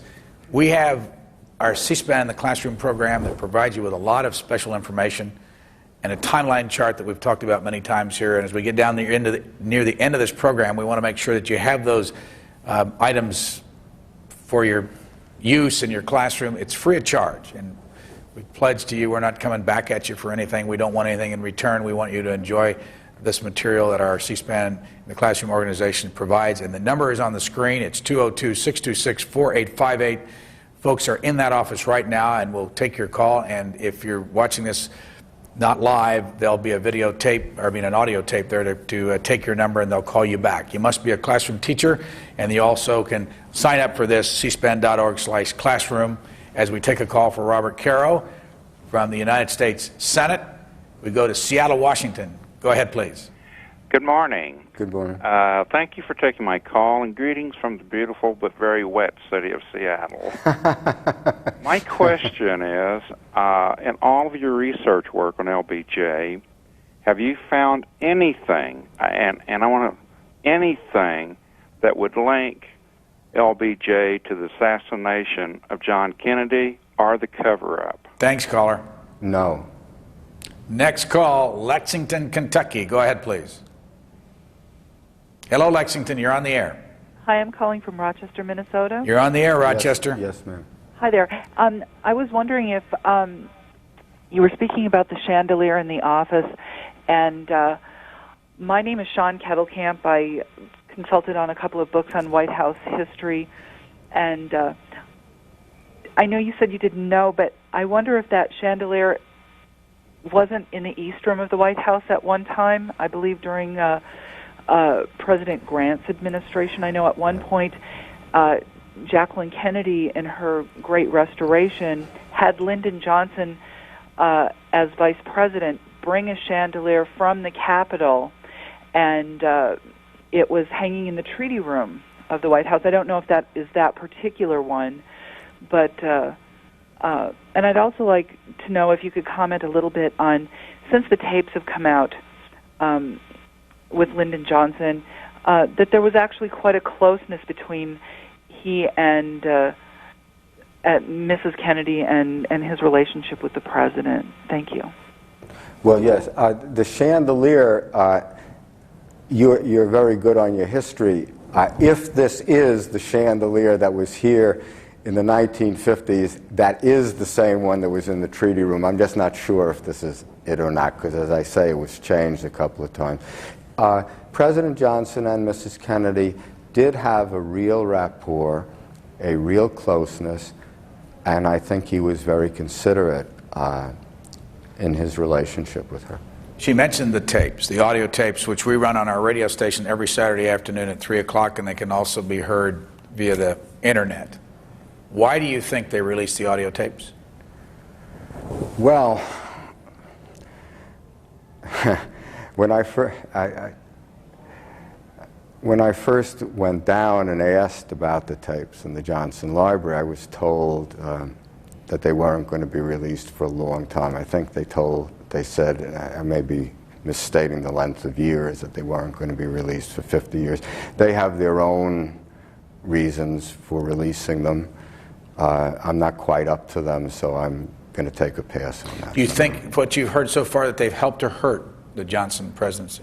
I think they've certainly helped the Johnson presidency. I think the more than that, I think they've helped the American understanding of what I think is so important, how political power works. When you listen to him dealing with these senators and other people, I remember the tape that he did with Mrs. Katharine Graham, where he's telling her how important it is to get a civil rights bill on the floor, through the House and on the floor of the Senate early.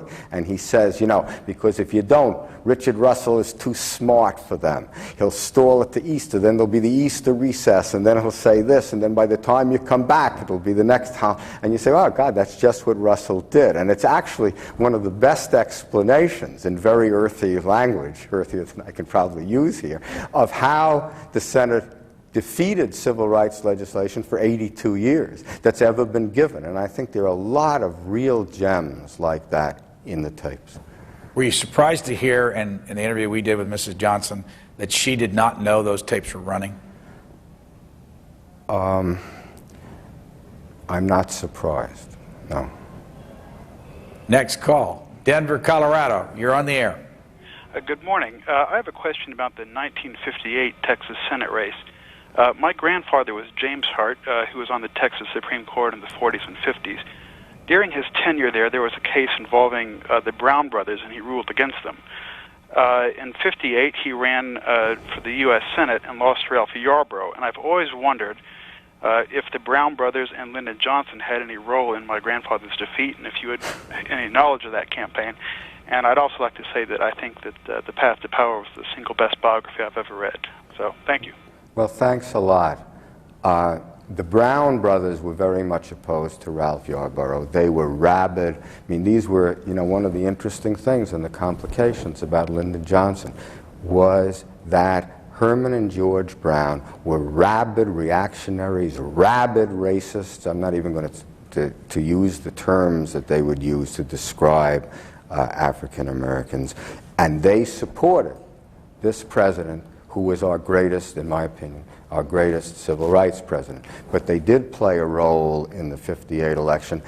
I've never been convinced that Johnson played a big role in that election. Mattoon, Illinois, you're next. Yes, Mr. Cairo. Yes, sir.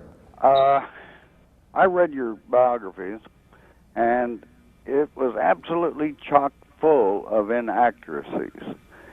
And a lot of people have said so, including the press secretary George Reedy, including Bill Moyers, including Bobby Baker, including Juanita Roberts. All of these people that were so close to Lyndon Johnson that have said that this is absolutely a travesty. Caller, do you have any examples of what was inaccurate?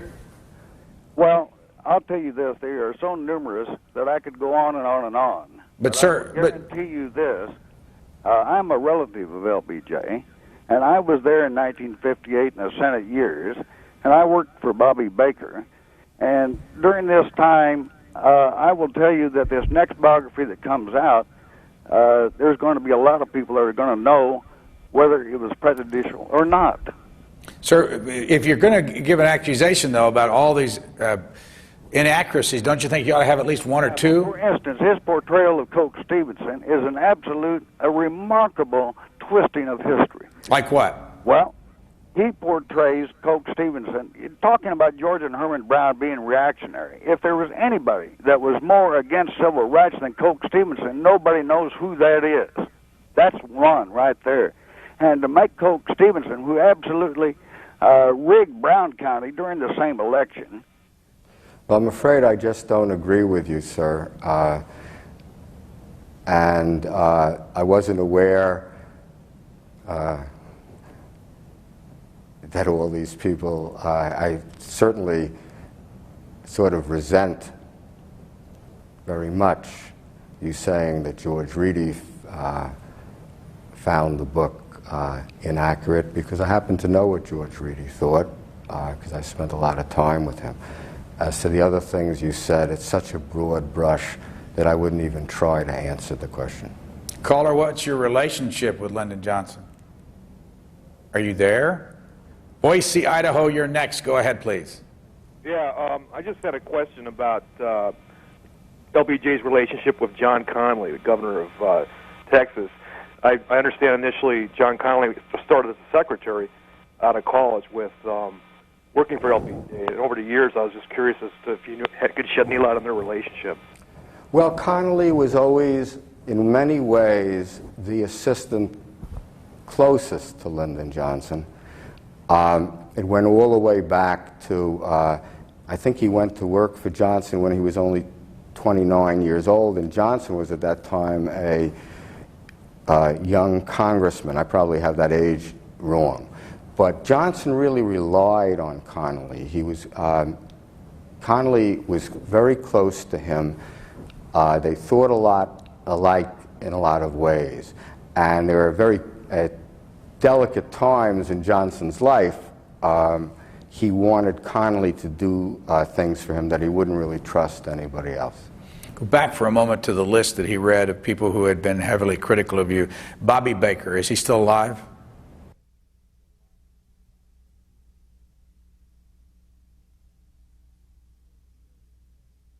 Various jobs, but he was secretary to the Senate majority. So he would have been in this room at some time? Oh, I'm sure he would, yeah. Have you ever seen any public criticism of your books from him? I've never seen anything quoted from him, no. I mean, he may, I don't see every word that's written about me, but I don't. I'm aware that many of the Johnson assistants don't like my books at all. I think there's nothing I can do about that. How long did Juanita Roberts work for him as his secretary? Juanita Roberts worked a long time. That's another person, if she's ever, you know, I'm not familiar with anything that she said. Secretary for how long? Well, I don't really, I don't know. It's a considerable length of time. Is she still alive? I don't think so. And you've never talked to her? No. Bill Moyers, has he ever talked to you? No, I'm not up to Moyers. Brian, I have to say, when you get into the Johnson people and who's talking to me and who's not, some of them who are, they talk under all different rules of whether I say they talk to me or not, and rather than try to remember here. But Bill Moyers, I don't think I've ever tried to talk to him. I do my books chronologically, and in my books, Moyers is just about to come into the picture. Canton, Connecticut, you're next with Robert Caro. Hi, could you Hi. tell me if President Johnson was a member of one of the armed services of our country? Yes, he was a member of the Naval Reserve. Do you have a follow-up, caller? Yes, I'd like to know when was it? Can you talk about it a little? Sure.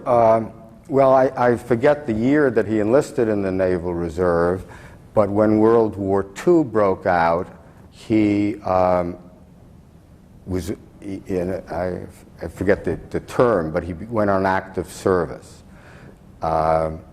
However, his active service really consisted of a single mission that he flew as an observer in the Pacific. Who was his greatest, most vocal opponent in the Senate? Somebody who really took him on? Two, and that's a wonderful question. Paul Douglas, I think, was his most vocal and effective. A Democrat. Yeah. Oh, you see, one of the things we haven't gotten into today, it's a very, this life of Lyndon Johnson is a very complicated life. He was known, he was anathema to the liberals. He was on one side.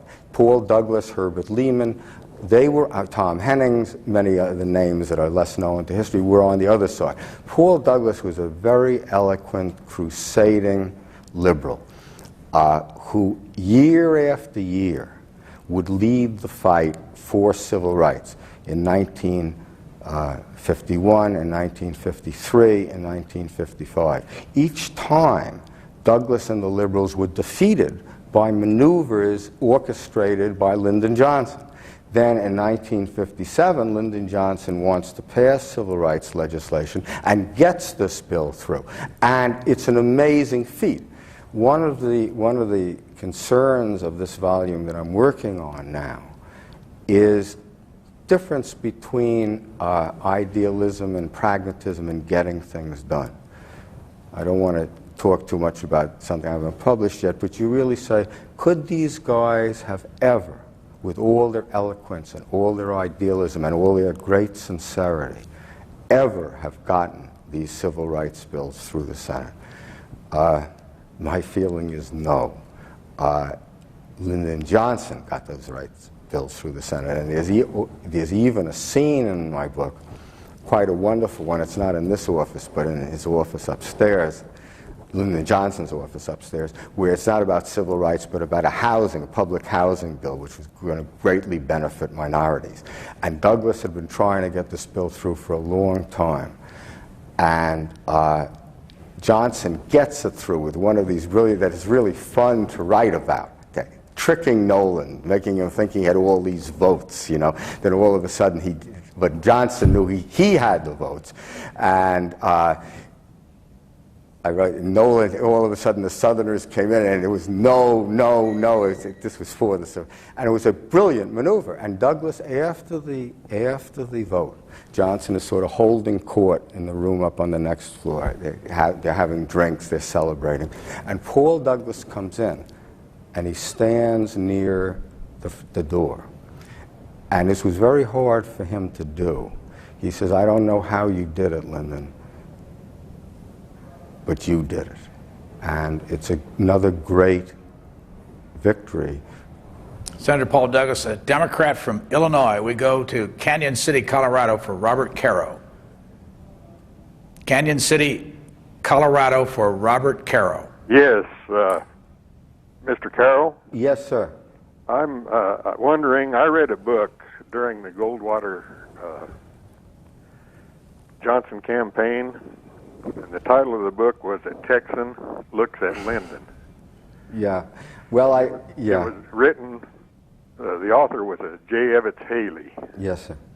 And I just wonder if you had ever read that book, and if you could you comment on it? Yeah, we had that question earlier, so for those who weren't listening. Yes, I have read it, but I didn't find it very accurate. 10 minutes left with our guest, Denniston, Texas. You're next. Yes, I'm reading. This is really funny because I was reading an old book. I frequent a lot of the old bookstores, and I found an old book called "The Spoilers of Democracy" by Clark Mollenhoff. And what's interesting is, as I look at Johnson, I feel like that he was a power grabber, but I feel like he almost got tangled up in all the web that he spun with, especially with Bobby Baker and the Murchison Group and Kerr of Oklahoma, which I am from normally. Okay, I was thanks. born in Oklahoma. Thanks.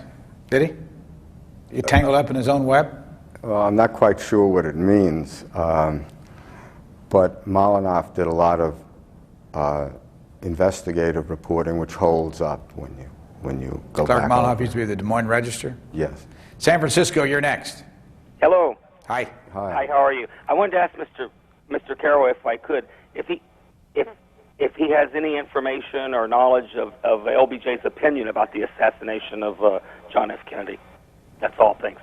Thanks. We're not quite there yet. Yeah, I'm not quite up to that, and and as I say, I do my research chronologically, and this book is really about the Senate, Johnson in the Senate. So I think I'll take a pass on that question if I can.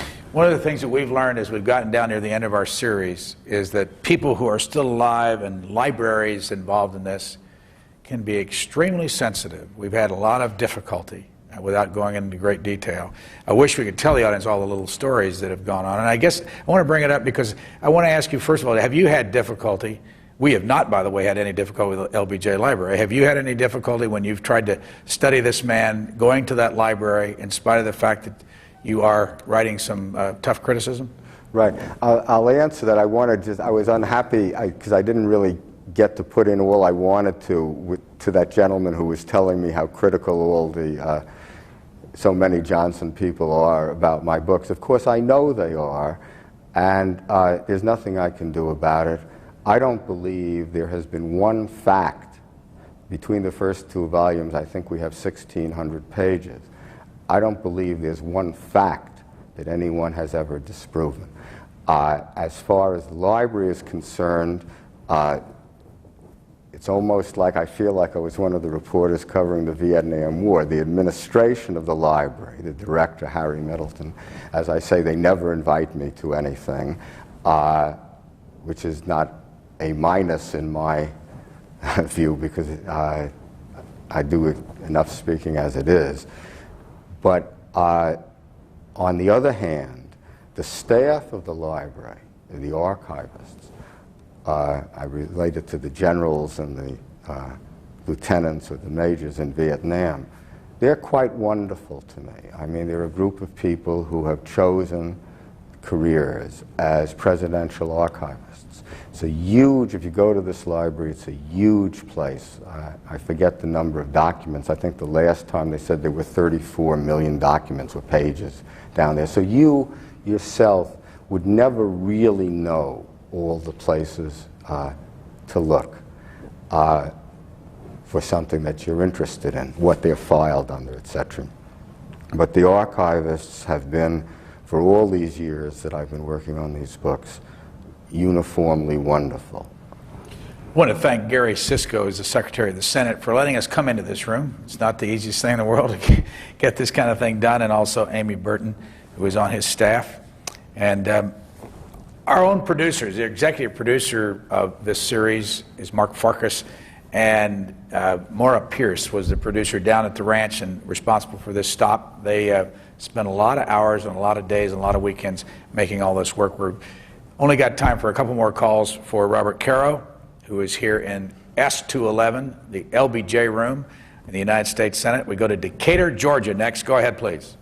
Thank you very much. In the summer of 1962, my aunt and uncle drove me from Midland, Texas to Carlsbad Cavern and told me the wonderful anecdotal story about how the Lyndon Johnson and Bobby Kennedy and Jack Kennedy were in a lifeboat together, and they only had one life preserver, and the boat started to sink, and Jack said that I'm the president and I should have the life jacket, and Bobby said no, the torch should be passed, and Lyndon said no, we should vote, and they voted, and the vote was 11-2, and Lyndon won, of course.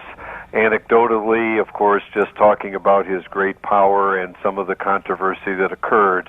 I only share that joke as a profound thanks to you, I think is the best political biographer.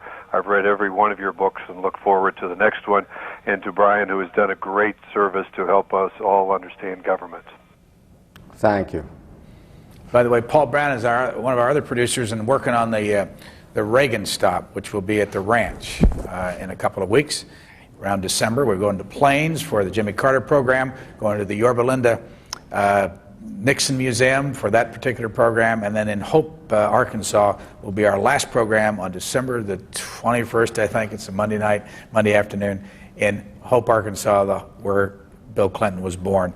Call now from New York City. Go ahead, please. You're on with Robert Caro. Hello, Mr. Caro. Hi. I'm going to ask you, based on your research, do you feel that LBJ really pushed through the civil rights legislation because it was his own personal belief, or do you believe he was concerned with his legacy, or he wanted to be the first one to actually do this?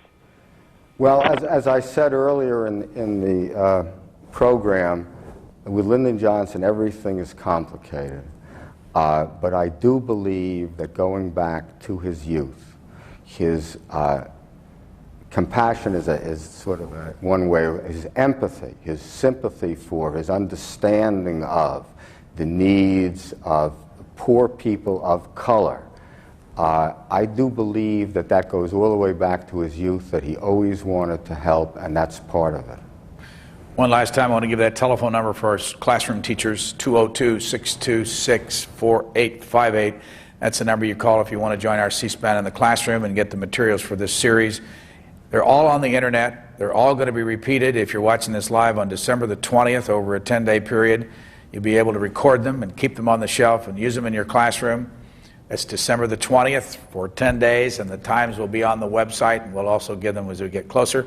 We also got a night coming up that I think you historical types will really enjoy. We're going to take our cameras live over to the Library of Congress, which is not too far away from here. James Billington, the Library of Congress, on December the 16th for 3 hours is going to take us back into the stacks, back behind the scenes, something that's never been seen before on television, where 23 of the presidential papers are located stacked up on the shelves in little boxes. You can pull them off and reach in there and find things that were written 200 years ago by people like George Washington, Thomas Jefferson, John Adams, and all these, all the way up through Calvin Coolidge. And that'll be on the evening of December the 16th, and we'll tell you more about that as we go. The Clinton program is on December the 20th. Robert Caro, we're out of time, and I got one last question, and then we'll let you go. In all of your looking at Lyndon Johnson, it's kind of a takeoff on the last question from New York City, because we've been able to listen to all these audio tapes, and you hear him talking about race and black people, and he uses the N-word in 3 different ways. The harshest one, of course, is nigger. The one that was used in that time was Negro, and when he was talking to some of his Southern friends, it was Negra. Yes. Do you have any sense of whether the man was a racist at all, and why did he use those terms, and what did he really think about black people back in those days when he was passing civil rights? Well, I think that's a very, again, he used those terms, you know, and he sometimes used them in a very cruel way. When he wanted to hurt somebody, his way was often with his tongue, to use his tongue as a lash and to hit someone at its weakest point. And of course, for a person with black skin, it's probably being called nigger or boy. And when he would be angry at someone, he would say, "Do this boy, do that boy." At the same time, he had these violently conflicting emotions that I think they're no less violent because some of them were opposite. And as I think I said a couple of times here, I think that very real was his desire. You know, everybody, when you talk about people's views on race, it's never something. If I was to talk about mine, I'm sure. It's never an easy thing to talk about. It's the great moral question, the great moral problem of our time. And on the moral problem of our time, Lyndon Johnson provided the greatest moral leadership. I quote in this volume, I'm going to misquote a little bit, but Martin Luther King saying, "The problem is so great that the black man cannot solve it himself." And I say in this volume, they just didn't need, it's not that black people needed only help from people with white skins. They needed a specific kind of help. They needed laws, because it's only through laws that injustice can be ended and justice can be written onto the statute books. In creating the laws that helped the black people, Lyndon Johnson did more than any president since Lincoln. He did more than any, if you look at it from a governmental standpoint, he did more than any other person with white skin in the 20th century. So when you say he had violent emotions that would come out that sounded really bad, and maybe he had strains of cruelty. He had strains of cruelty, I don't know what I say. He had strains of cruelty, but he had strains of compassion. And in the end, in a way that takes me, I'm sure, a couple of hundred pages to write about in this book, the compassion won out. He made it win out within himself. And I think I'll leave it at that. Robert Caro, 23 years studying Lyndon Johnson, has written 2 books, has at least 2 more to go on Lyndon Johnson. One might be coming in the next 12 to 18 months. It will be called Master of the Senate, his Senate years, where he was here from 1949 to 1961. We are in S211, right outside the Senate floor, on the 2nd floor of the Capitol here, looking this way toward the Supreme Court. And you can see the Norman Rockwell painting on the wall. And that is it for this program on Lyndon B. Johnson. Thank you, Robert Caro, and thanks to our callers.